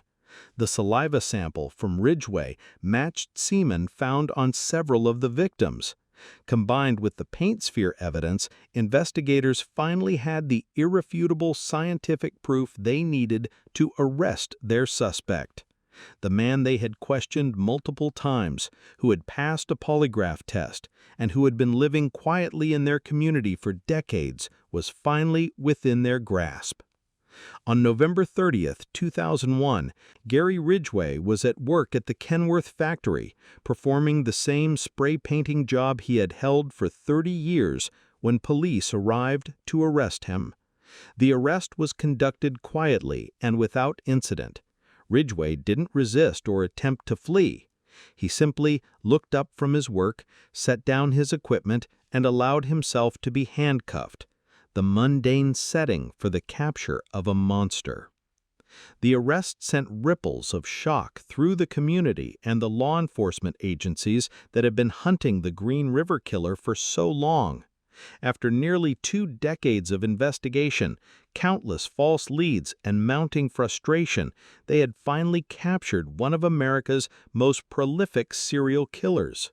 The man who had terrorized the Seattle area and claimed the lives of dozens of women was a mild-mannered truck painter who had been hiding in plain sight all along, a chilling testament to his deceptive abilities. For the families of the victims, the arrest brought a complex mix of emotions. There was relief that the killer had finally been caught, but also anger and frustration that it had taken so long. Many wondered how different things might have been if the forensic evidence had been properly analyzed years earlier. The missed opportunities and overlooked clues represented not just investigative failures, but lost chances to save lives, a heavy burden for all involved. The arrest also raised uncomfortable questions about the investigation itself. How had Ridgway managed to evade capture for so long? What signs had been missed? Could some of the later murders have been prevented if the case had been handled differently? These questions would continue to haunt investigators and the families of the victims long after Ridgway was behind bars, fueling reviews of investigative procedures and training. As news of the arrest spread, the full scope of Ridgway's crimes began to emerge, a horrifying picture painted by his own confessions. The quiet factory worker who had seemed so ordinary to his neighbors and co-workers was revealed to be a calculating predator who had operated with shocking efficiency and brutality.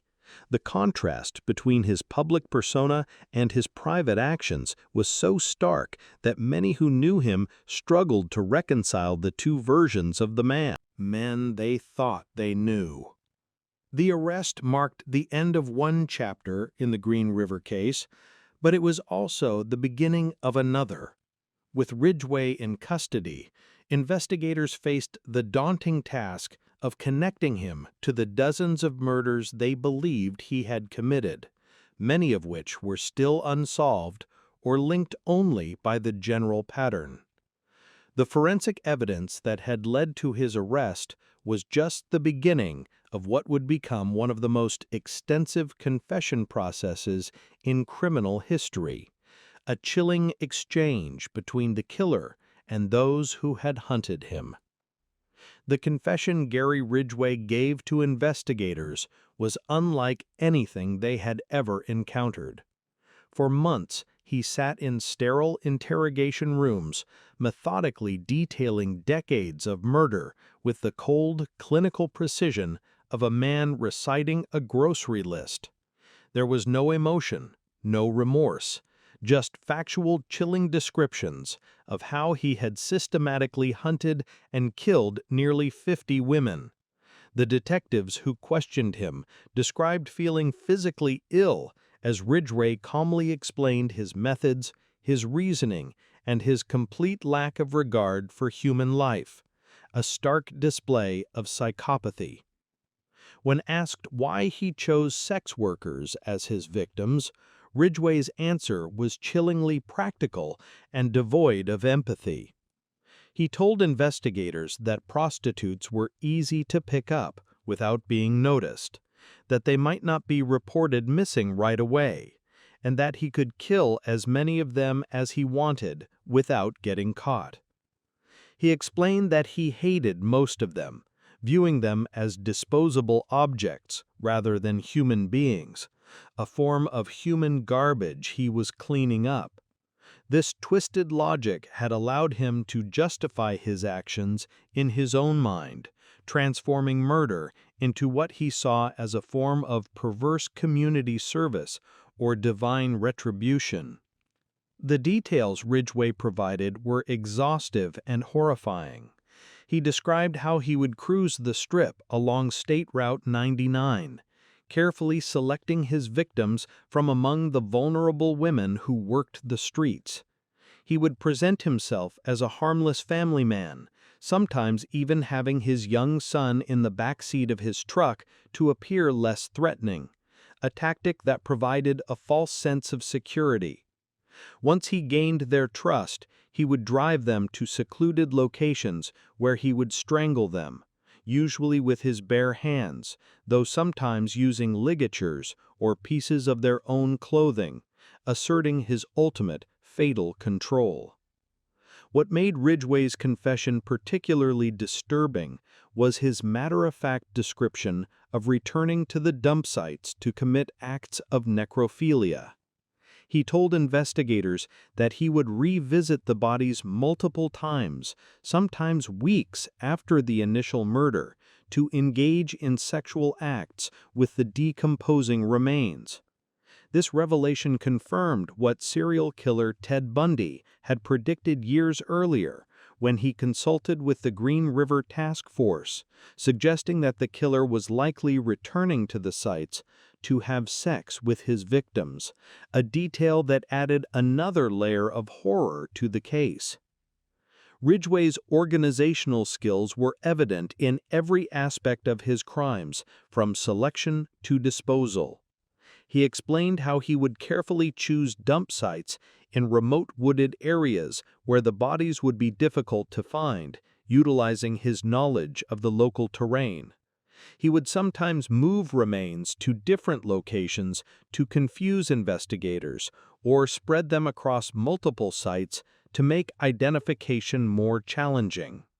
He described how he would take victims' jewelry and personal items, not necessarily as trophies, but to dispose of them in different locations to eliminate evidence that could link them back to the victims or himself. The killer's understanding of forensic science was surprisingly sophisticated for someone with his limited education. He told investigators that he chose strangulation over other methods because it was cleaner and left less evidence. He would clip his victims' fingernails if they had scratched him during the attack, and he would change his tires frequently to avoid leaving traceable tread marks. He even admitted to placing false clues at crime scenes, including cigarette butts and gum, to throw investigators off his trail, demonstrating a calculated effort to manipulate the investigation. Perhaps most chilling was Ridgway's description of his emotional state during the murders. He spoke of feeling powerful and in control, describing the act of killing as something he was particularly skilled at. He once told investigators that choking was what I did, and I was pretty good at it, a horrifyingly casual assessment of taking a human life. The murders weren't crimes of passion or rage, but calculated acts that gave him a sense of accomplishment and satisfaction, feeding a dark void within him. Ridgway's confession also revealed the extent to which he had compartmentalized his life. He described how he would commit murders in the early morning hours, then go to work at the Kenworth truck factory as if nothing had happened, seamlessly transitioning between monster and model employee. He would attend church services, participate in community activities, and maintain relationships with 3 different wives, all while continuing his killing spree. His ability to present a normal facade while harboring such profound darkness demonstrated a level of psychological control that investigators found deeply unsettling. The geographic scope of Ridgway's crimes became chillingly clear through his detailed confessions. He described dump sites scattered across Washington state, from the banks of the Green River to remote forests in the Cascade Mountains. Some bodies were placed in areas so isolated that they might never have been found without his directions, a testament to his knowledge of the wilderness and his efforts to prevent discovery. He led investigators to several previously unknown dump sites where they recovered remains that had been missing for decades, finally bringing a measure of closure to grieving families. Ridgway's confession process was methodical and comprehensive, a painstaking effort to document the full extent of his crimes. Over the course of several months, he worked with investigators to create detailed maps of dump sites, provided descriptions of victims he could remember, and helped identify remains that had been found but never connected to the Green River case.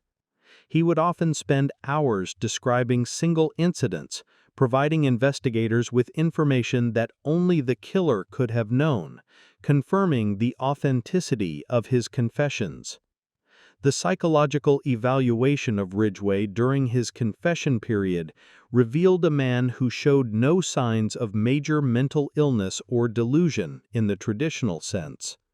He was fully aware of what he had done and understood the consequences of his actions.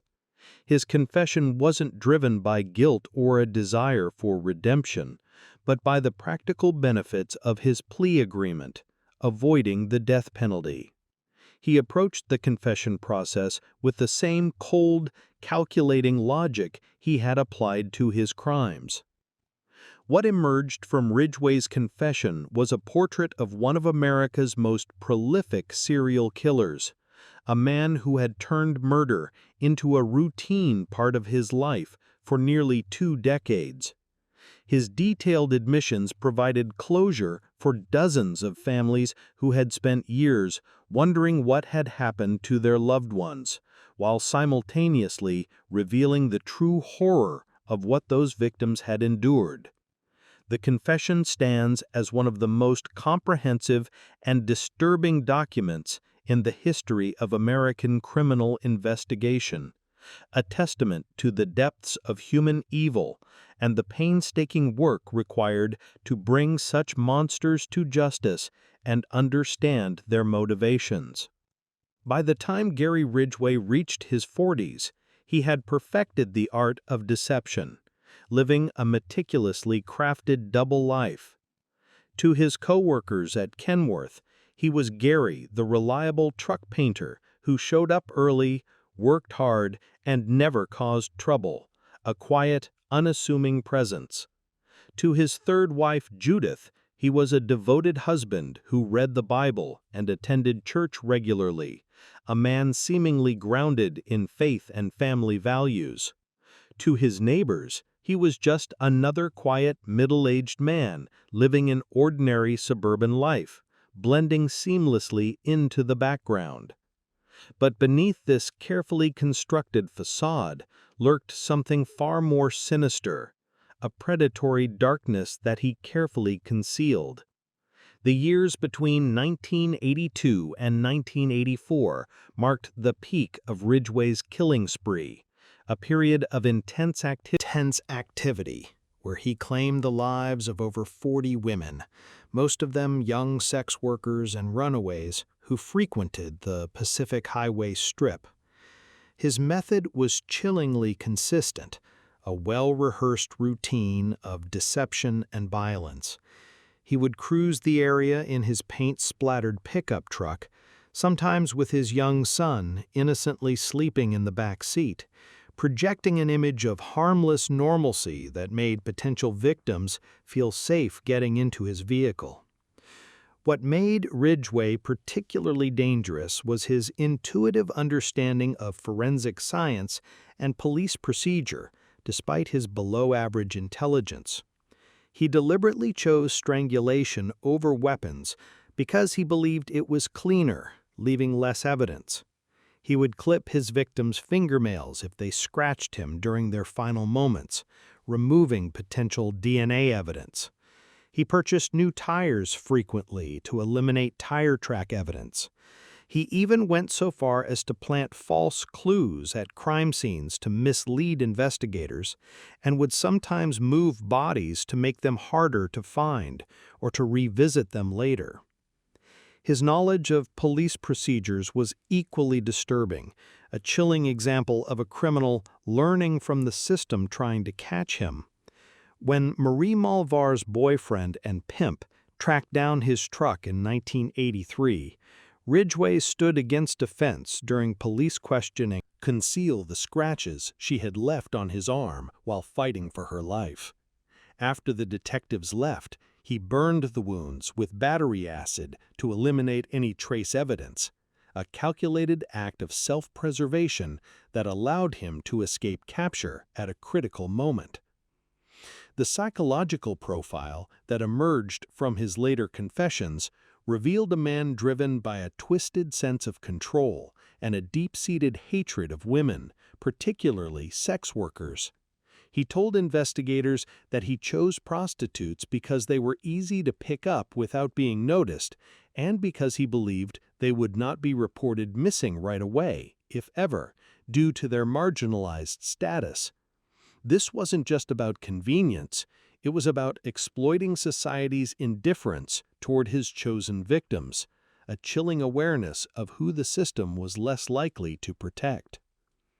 Ridgway's relationship with his third wife, Judith, provided him with the perfect cover, a veneer of domestic stability. She later recalled how he would leave for work unusually early some mornings, claiming he needed the overtime pay. What she didn't know was that these early departures often coincided with his hunting expeditions. The carpet in their home had mysteriously disappeared during their relationship, something she only understood years later when detectives told her he had probably used it to wrap a body for transport, a horrifying detail embedded in their shared domestic space. Perhaps most chilling was his ability to compartmentalize his crimes and his life. He maintained his job at Kenworth for 30 years, painting trucks with the same spray paint that would eventually link him to his victims, a constant physical connection between his two worlds. He attended church regularly, even as he was committing acts of unspeakable violence, seemingly reconciling his faith with his horrific actions in his own twisted mind. He played the role of stepfather to Judith's children while simultaneously destroying dozens of other families, a profound and disturbing duality. The necrophilia aspect of his crimes added another layer of horror to an already unthinkable situation. Ridgway would return to dump sites repeatedly to engage in sexual acts with decomposing corpses, a final grotesque assertion of power and ownership. He told investigators that he eventually began burying victims deeper, specifically to resist this urge, showing a disturbing level of self-awareness about his own depravity, a rare glimpse into the internal struggle, however limited, within the monster. His ability to evade capture for nearly 2 decades wasn't just luck. It was the result of careful planning, a chilling understanding of human vulnerability, and an intuitive grasp of how the system worked. He knew that society's most vulnerable members made the perfect victims because their disappearances would generate minimal investigation. He understood that without definitive physical evidence, even suspicious behavior wouldn't be enough to convict him. The psychological warfare he waged extended beyond his victims to their families and the investigating officers. Detective Dave Reichert, who worked the case for years, later described the toll of knowing that somewhere out there a killer was continuing to claim lives while they struggled to find him. The immense pressure and frustration. The community lived in fear, particularly women working the streets, who knew they could be next but had few alternatives or places to turn for help. When DNA technology finally caught up with Ridgway in 2001, the evidence was overwhelming and undeniable. Paint smears from his workplace were found on victims' clothing. Genetic material linked him to multiple crime scenes with irrefutable scientific certainty. And suddenly, the quiet truck painter was revealed as one of America's most prolific serial killers. The arrest came at the very place where he had maintained his facade for decades, the Kenworth factory floor where he had worked while planning and executing his crimes, a fitting end to his double life. The confession that followed was as methodical as his murders had been, a chillingly detailed account of his reign of terror. Over months of interviews, Ridgway calmly recounted details of 49 confirmed killings, though he hinted the actual number might be higher. He showed no remorse, no emotion, treating the interviews like a business transaction, a means to an end, avoiding the death penalty. His only regret, he claimed, was that he hadn't killed more, a final chilling statement that underscored the depth of his depravity. The investigation into Gary Ridgway's crimes represents one of the most complex and lengthy serial killer cases in American history. What makes this case particularly haunting is how close authorities came to catching him decades before they actually did, and how many lives might have been saved if certain evidence had been properly analyzed when it was first discovered. The Green River Task Force, formed in 1982, became one of the largest and most expensive serial killer investigations ever undertaken, a testament to the scale of the horror. At its peak, the task force employed dozens of detectives, forensic specialists, and support staff, working tirelessly to piece together the puzzle.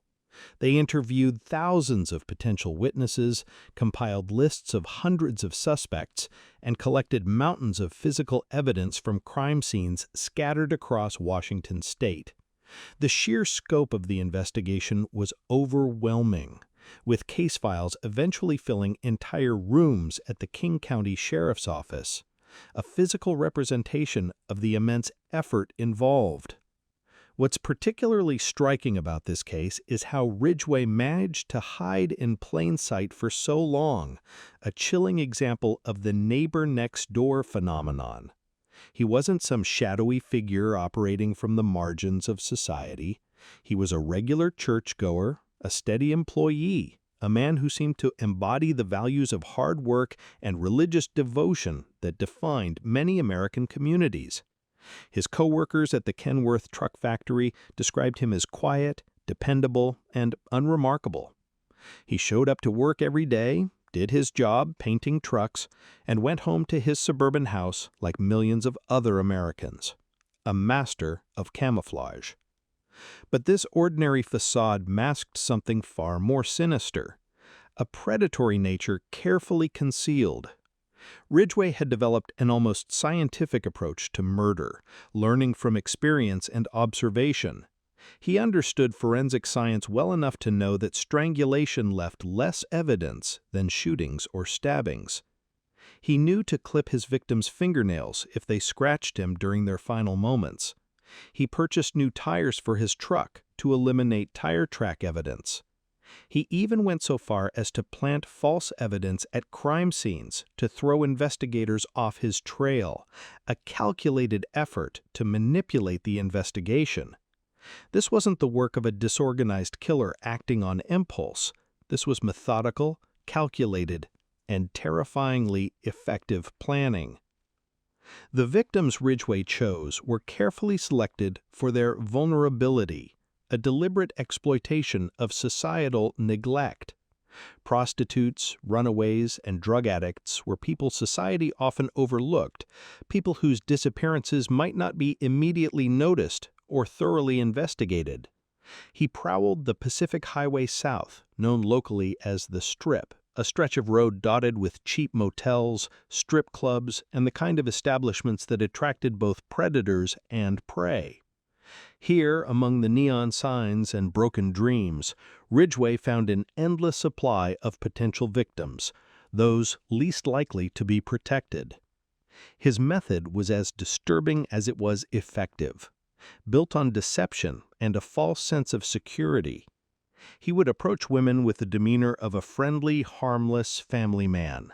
Sometimes he even had his young son in the car with him, using the child's presence to make potential victims feel safe, a deeply disturbing tactic. He would offer them money for sex, drive them to secluded locations, and then kill them, usually by strangulation, asserting his ultimate, fatal control. What happened next was even more horrifying, a descent into unimaginable depravity. Ridgway would return to the dump sites repeatedly to engage in necrophilia with the decomposing corpses, a final, grotesque act of dominance and sexual gratification. He later told investigators that he would sometimes move bodies to different locations, not just to avoid detection, but specifically to have sex with them again, a chilling revelation that underscored the depth of his pathology. The psychological profile that emerged from Ridgway's eventual confession revealed a man consumed by contradictions. He was deeply religious, attending church regularly and reading the Bible, yet he was committing some of the most heinous crimes imaginable, seemingly reconciling these two opposing forces in his own twisted mind. He claimed to love his third wife, Judith Mosen, and investigators noted that his killing spree slowed significantly after their marriage, yet he continued to pick up prostitutes and murder them, even while maintaining the facade of a devoted husband. Perhaps most chilling was Ridgway's complete lack of remorse. During his confession, he spoke about his crimes with the same emotional detachment one might use to describe a routine work task. He referred to his victims as garbage and expressed regret only that he had not killed more, a final horrifying statement that encapsulated his dehumanization of his victims and his own profound lack of empathy. When asked why he targeted prostitutes, his answer was coldly pragmatic. They were easy to pick up, unlikely to be missed, and he hated most of them. This wasn't passion or rage driving him to kill. It was something much colder, more calculating, and deeply disturbing. The breakthrough that finally led to Ridgway's arrest came from advances in DNA technology that weren't available during the early years of the investigation. In 1987, police had obtained saliva and hair samples from Ridgway during one of their routine interviews with potential suspects. At the time, DNA analysis was still in its infancy, and the samples were stored away as the investigation continued, their true potential unknown. By 2001, however, DNA technology had advanced to the point where even small, degraded samples could be analyzed with remarkable accuracy. When investigators finally ran Ridgway's DNA against evidence collected from the crime scenes, they found matches on multiple victims. The evidence was overwhelming and undeniable, a scientific link that could not be refuted. On November 30, 2001, nearly 20 years after the first Green River murder, police arrested Gary Ridgway at his workplace. He was 52 years old, a grandfather, still showing up to work every day and maintaining his reputation as a reliable employee. The confession that followed was as comprehensive as it was disturbing. Over the course of several months, Ridgway provided detailed accounts of 49 murders, though he hinted that the actual number might be higher. He led investigators to previously undiscovered dump sites, helped identify victims who had remained nameless for decades, and provided insights into his methods that both horrified and fascinated criminal psychologists. One of the most disturbing aspects of Ridgway's confession was his description of the microscopic paint spheres that had been embedded in some of his victims' clothing. These spheres came from the industrial spray paint used at the Kenworth factory where he worked. The tragic irony is that this evidence was present from the very beginning of the investigation, but the forensic technology of the early 1980s wasn't sophisticated enough to detect it. If it had been found then, dozens of lives might have been saved, a haunting what if in the history of the case. The paint evidence also revealed just how intimately Ridgway's crimes were connected to his everyday life. He was literally carrying his workplace home with him, embedding evidence of his legitimate employment in the clothing of his victims. It was as if his two worlds, the respectable truck painter and the serial killer, were physically intertwined in ways that investigators couldn't see until decades later, a chilling symbol of his double life. Ridgway's plea bargain was controversial, but ultimately necessary to achieve a measure of closure for many families. Facing the death penalty, he agreed to confess to all his crimes and help locate additional victims in exchange for life imprisonment without the possibility of parole. The families of his victims were divided on this decision. Some wanted him executed for his crimes, while others were grateful for the closure that his confession provided, the chance to finally know what had happened to their daughters, sisters, and mothers. Ridgway's detailed admissions finally gave them answers, even if those answers were more horrible than they had imagined. The Green River Killer case fundamentally changed how law enforcement approaches serial killer investigations. It demonstrated the importance of preserving evidence even when current technology can't analyze it effectively, the value of long-term task forces that can maintain institutional knowledge over decades, and the critical role that advances in forensic science can play in solving cold cases. The case also highlighted the vulnerability of society's most marginalized populations and the way that prejudice and indifference can allow predators to operate with impunity. Today, Gary Ridgway sits in a maximum security prison in Washington state, serving 49 consecutive life sentences without the possibility of parole. He is now in his 70s, an elderly man who will die behind bars for crimes that terrorized the Pacific Northwest for nearly 2 decades. He rarely grants interviews and has shown no signs of remorse for his actions.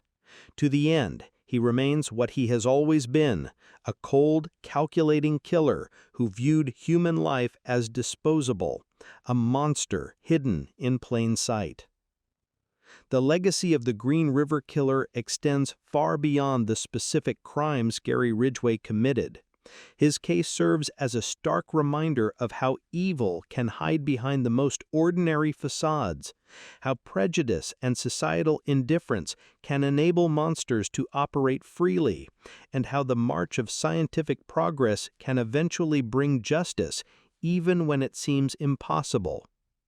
Most importantly, it reminds us that behind every statistic, every case number, every crime scene photograph, there was a human being whose life was cut short by unimaginable cruelty, and their stories deserve to be remembered.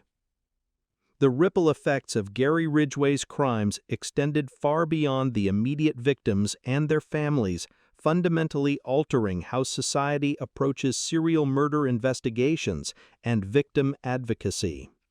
The Green River Killer case became a watershed moment in criminal justice, demonstrating both the devastating consequences of institutional neglect and the transformative power of technological advancement in solving cold cases. In the aftermath of Ridgway's conviction, the families of his victims faced a complex journey toward healing. Many expressed relief that their loved one's killer had finally been identified and imprisoned, yet the decades of uncertainty, the constant fear, and the public nature of the investigation had left deep scars. For some families, Ridgway's confessions provided crucial answers about their daughter's final moments, offering a painful form of closure, while others struggled with the clinical detachment he displayed when describing their murders, finding his lack of remorse unbearable.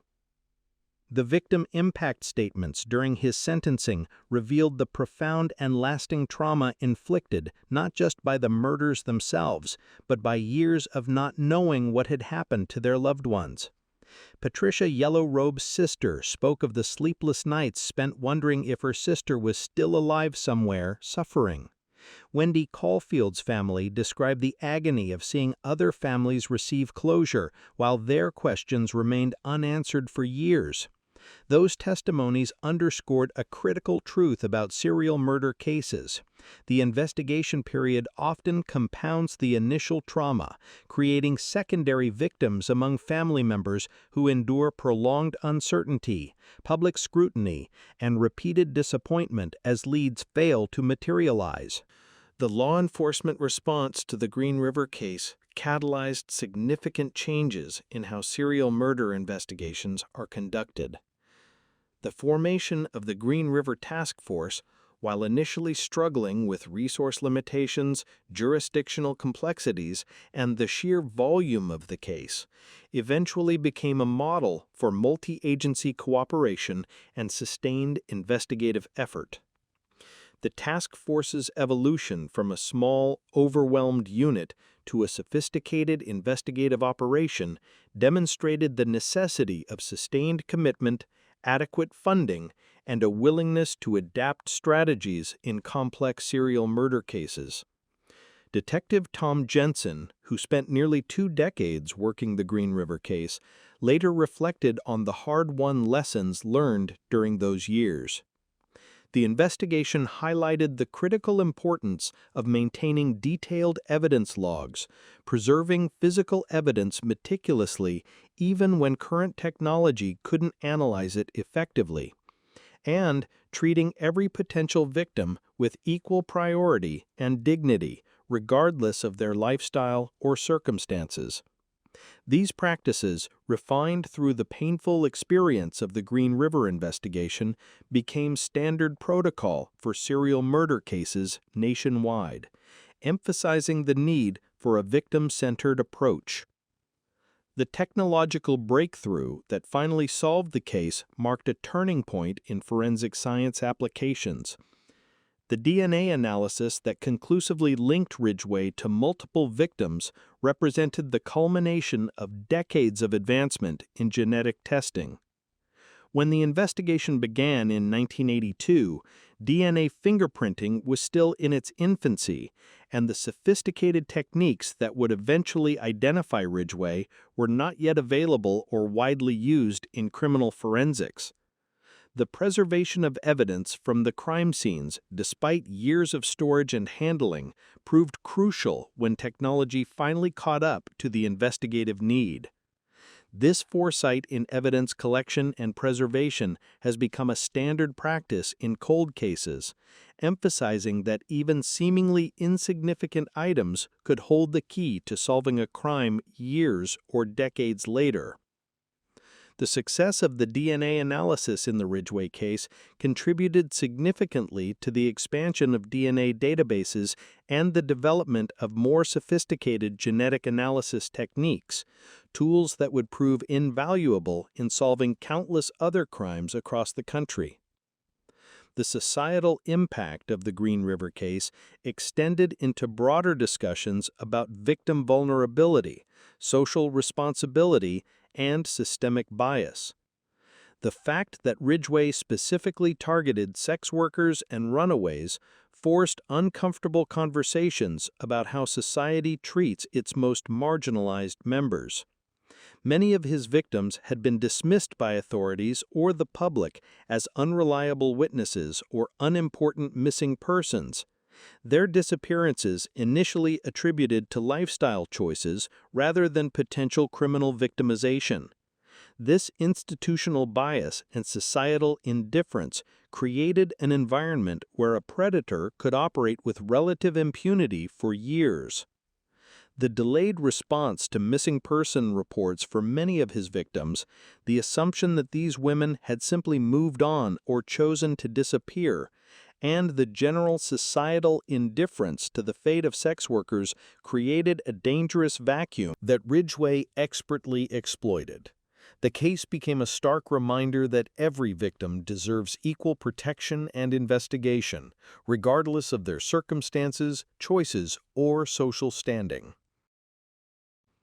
Advocacy groups used the Green River case as a powerful example to push for better protections and services for vulnerable populations. The murders highlighted the extreme dangers faced by women involved in prostitution and the need for comprehensive approaches to reducing these risks, including addressing the root causes that lead individuals to such vulnerable situations. Some advocates pushed for decriminalization or legalization of sex work, arguing that criminalization forced these activities underground and made participants more vulnerable to predators like Ridgway. Others focused on expanding services for runaways and homeless youth, providing safe havens and support to prevent them from falling prey to exploitation. The case also significantly influenced academic research into serial murder patterns and prevention strategies. Criminologists studied Ridgway's methods, victim selection, and the investigative response to identify patterns and lessons that might help in future cases. His careful selection of victims from marginalized populations, his ability to maintain a normal facade while committing horrific crimes, and his methodical approach to body disposal became subjects of extensive analysis and research. Research into Ridgway's psychological profile contributed to the development of more sophisticated offender profiling techniques. His combination of organized planning and opportunistic victim selection challenged some existing theories about serial killer typologies.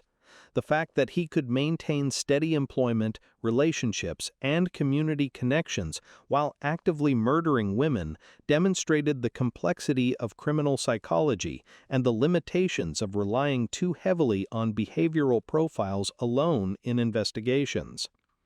The economic impact of the Green River case was substantial, with the investigation costing millions of dollars over its 20-year span. The financial burden on King County and the state of Washington was immense, raising questions about resource allocation in serial murder cases. However, the eventual resolution of the case through DNA analysis validated the long-term investment in the investigation and demonstrated the value of persistent, well-funded cold case work. The costs associated with the investigation included not only direct law enforcement expenses, but the broader economic impact on the community, including the effect of widespread fear on local businesses and tourism.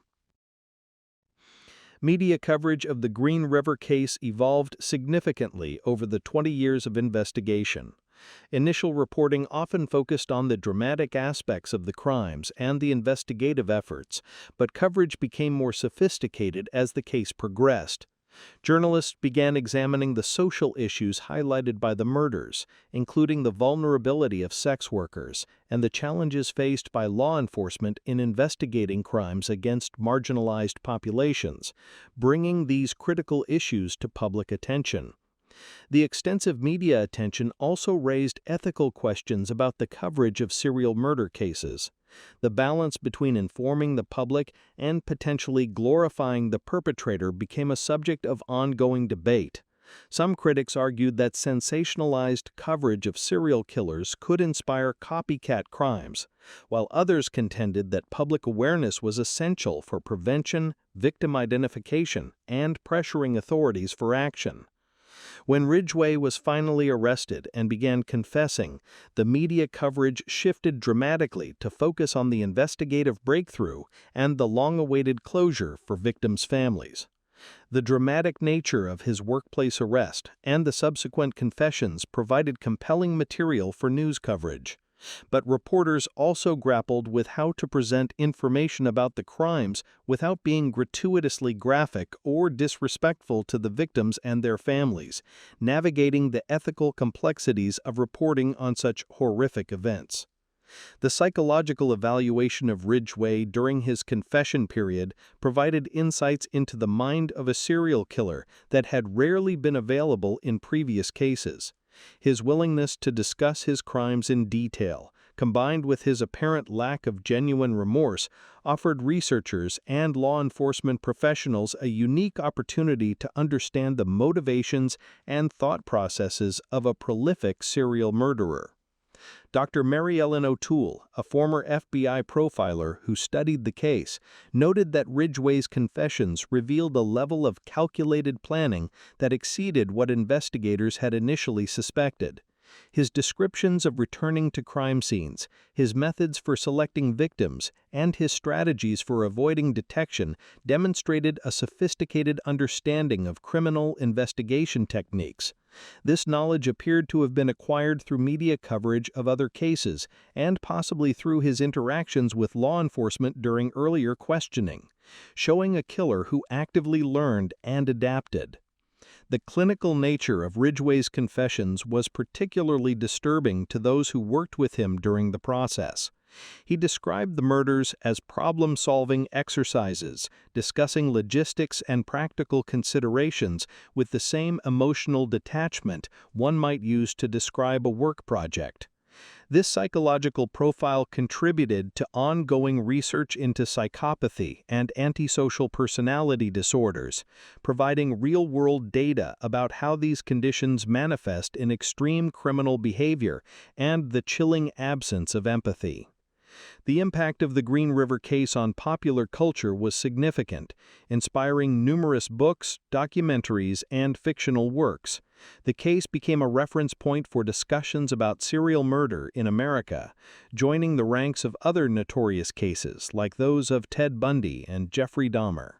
However, the Green River case was unique in its scale, duration, and the eventual resolution through technological advancement, making it a particularly compelling subject for study. True crime enthusiasts and researchers continued to study the case for insights into criminal behavior and investigative techniques. The extensive documentation of the investigation, including thousands of pages of reports, interviews, and evidence logs, provides an unprecedented resource for understanding how serial murder investigations evolve over time. This documentation has been invaluable for training law enforcement professionals and educating the public about the complexities of criminal investigation and the challenges of hunting a serial killer. The legacy of the Green River case extends into contemporary discussions about criminal justice reform and victim advocacy. The case highlighted systemic issues that continue to affect how crimes against marginalized populations are investigated and prosecuted. While significant progress has been made in addressing these issues, advocates argue that much work remains to be done to ensure equal protection and justice for all potential victims, regardless of their background or circumstances. Modern technology continues to build on the foundation established by the Green River investigation. Advanced DNA analysis techniques, improved database systems, and sophisticated forensic tools have made it possible to solve cold cases that were previously considered hopeless. The success of the Ridgeway investigation encouraged law enforcement agencies to re-examine their cold case files and apply new technologies to old evidence, leading to breakthroughs in many other cases. The development of familial DNA searching, genetic genealogy, and other advanced techniques has revolutionized cold case investigations in recent years. These tools, which were unimaginable when the Green River investigation began, have solved numerous cases and provided closure for families who had given up hope.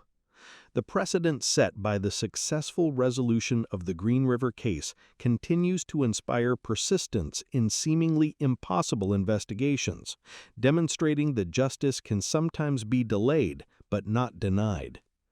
Educational institutions have incorporated the Green River case into their curricula for criminal justice, forensic science, and psychology programs. The case provides a comprehensive example of how investigations evolve, how technology can transform cold cases, and how social factors influence both criminal behavior and law enforcement response.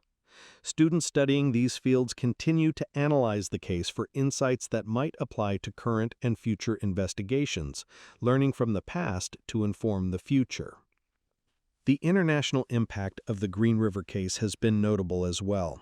Law enforcement agencies around the world have studied the investigation's methods and outcomes, adapting successful strategies to their own jurisdictions. The case has been presented at international conferences on criminal investigation and has influenced policy discussions about serial murder investigations in multiple countries, highlighting the global relevance of the lessons learned. As we reflect on the full scope of the Green River case, several key lessons emerge that continue to resonate today.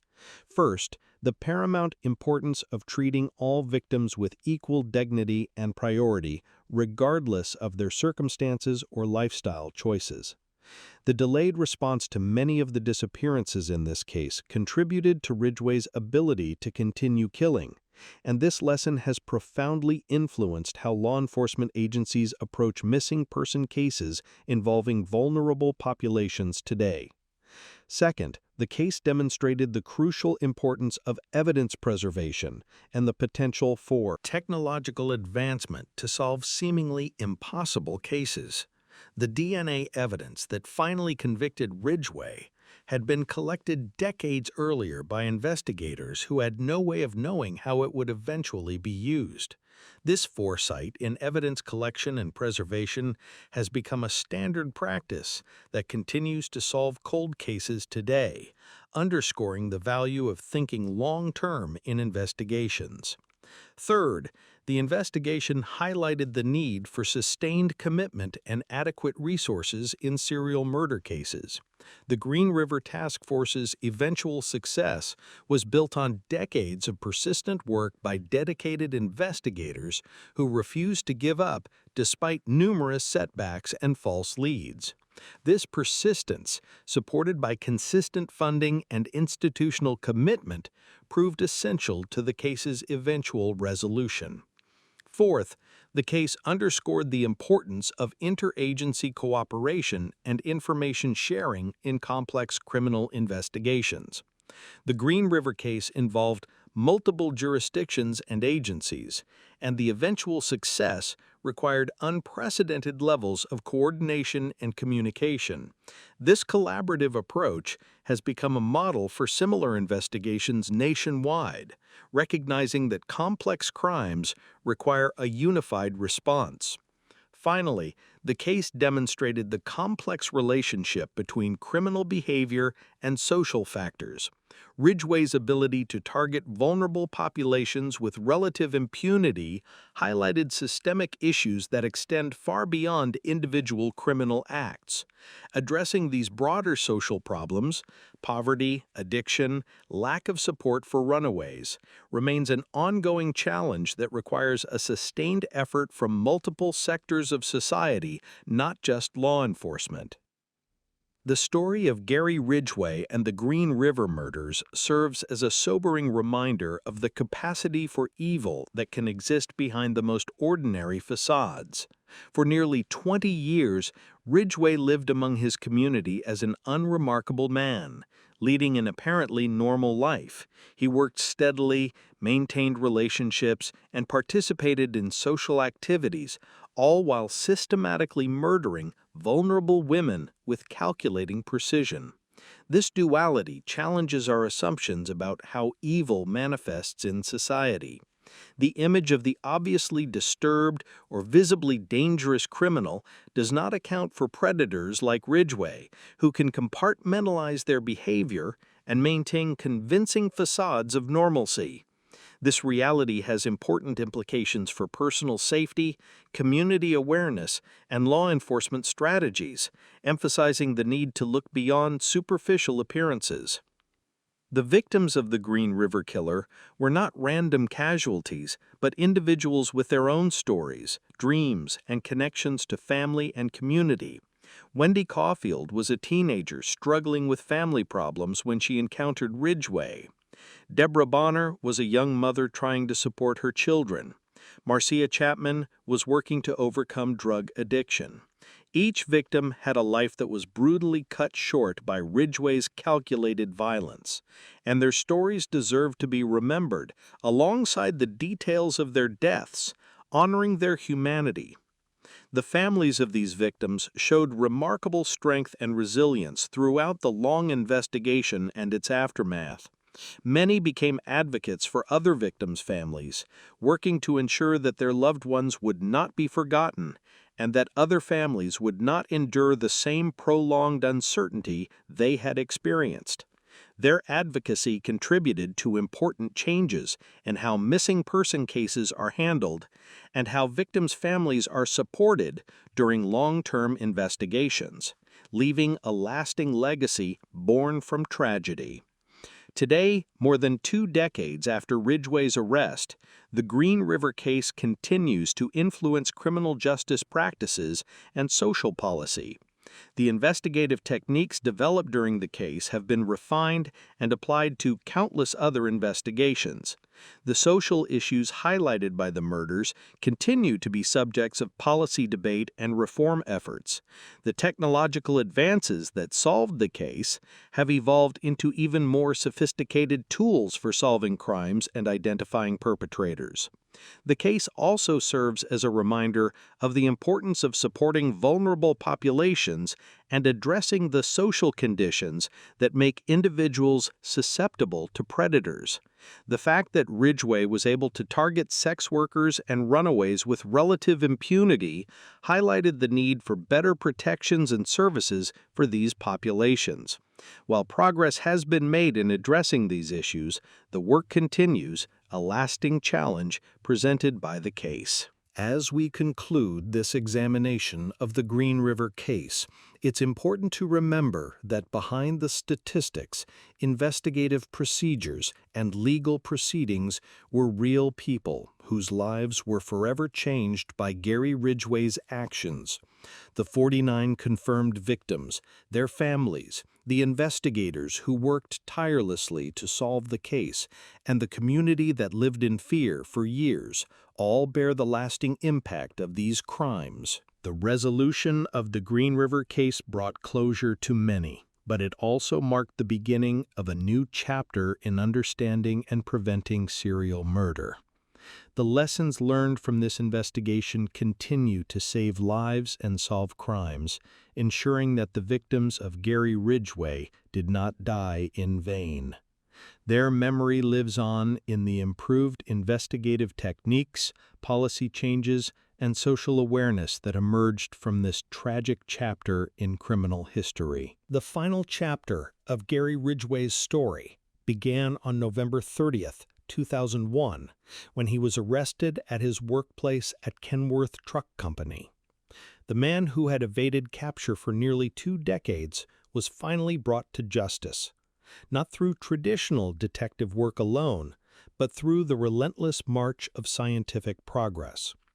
DNA evidence that had been collected years earlier could now be processed with unprecedented accuracy, and those microscopic paint spheres that had seemed like mere curiosities suddenly became the smoking gun that investigators had been searching for, a silent, undeniable link.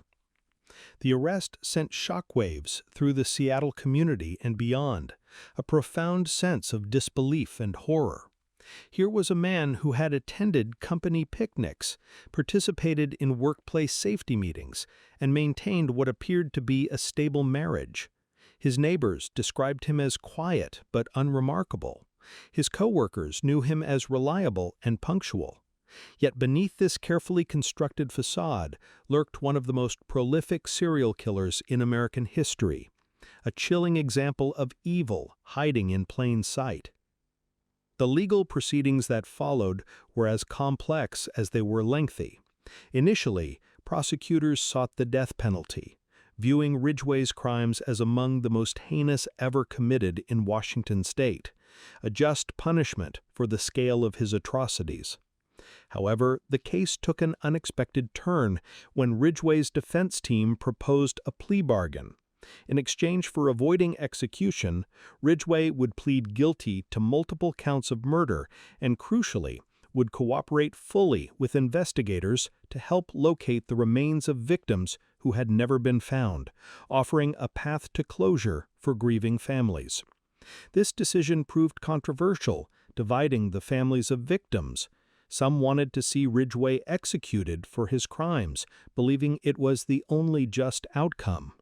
Others desperately needed closure, needing to know where their loved ones had been left to be able to bury them and mourn properly. The pragmatic reality was that Ridgway possessed information that could bring peace to families who had spent decades wondering about the fate of their daughters, sisters, and mothers.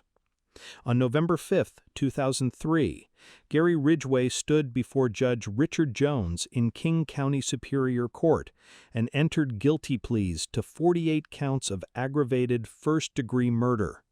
The courtroom was filled with family members of his victims, many of whom would have the opportunity to address their loved one's killer directly, a moment of raw, unfiltered emotion and pain.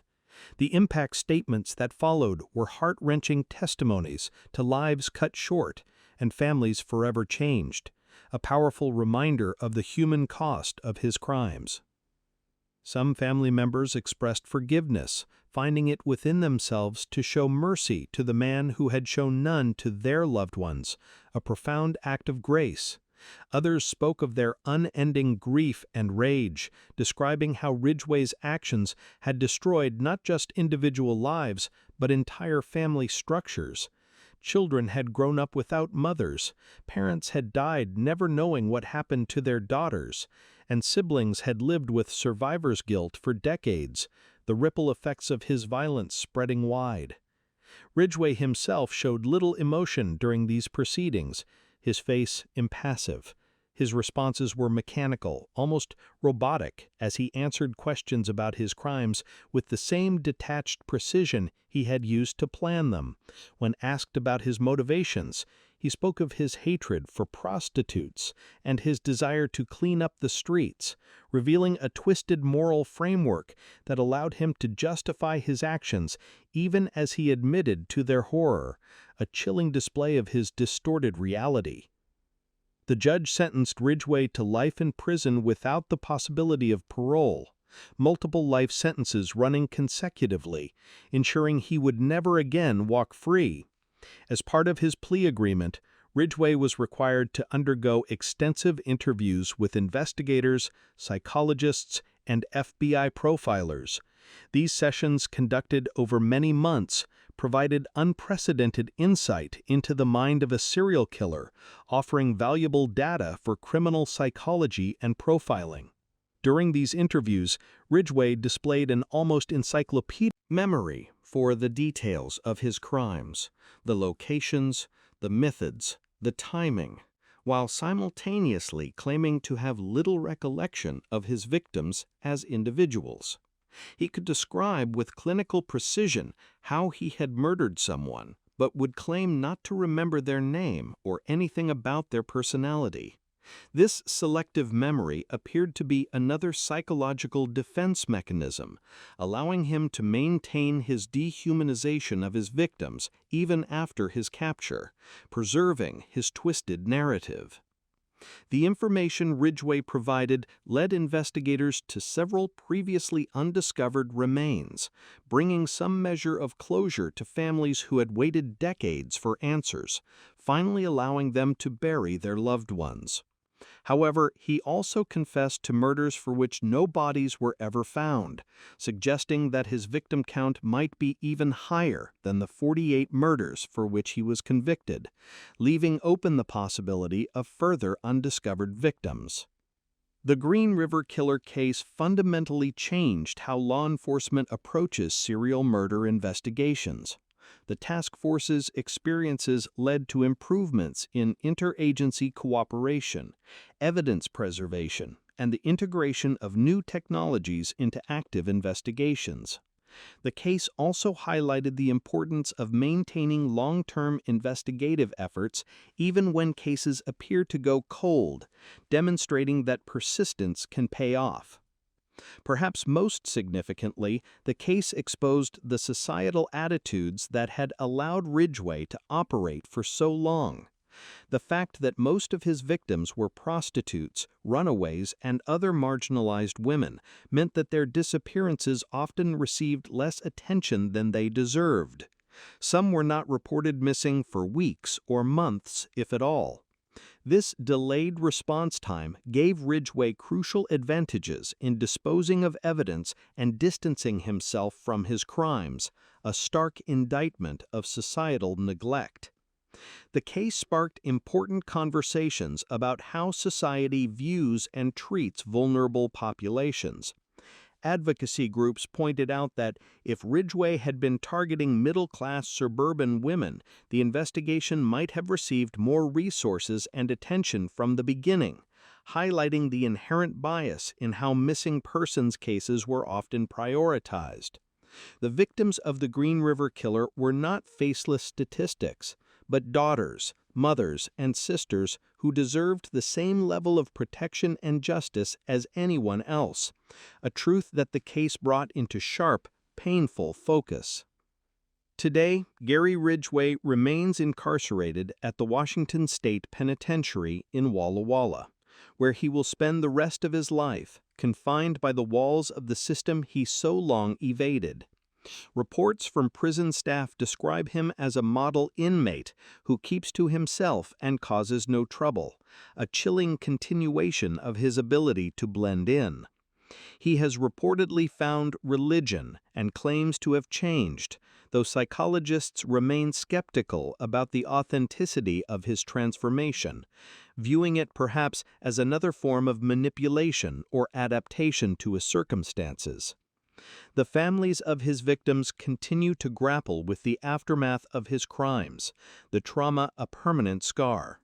Some have become advocates for victims' rights or have worked to improve support services for vulnerable populations, channeling their pain into positive actions.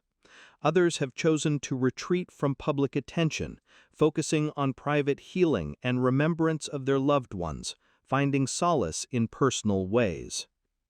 The Green River Killer case serves as a stark reminder of how evil can hide behind a mask of normalcy.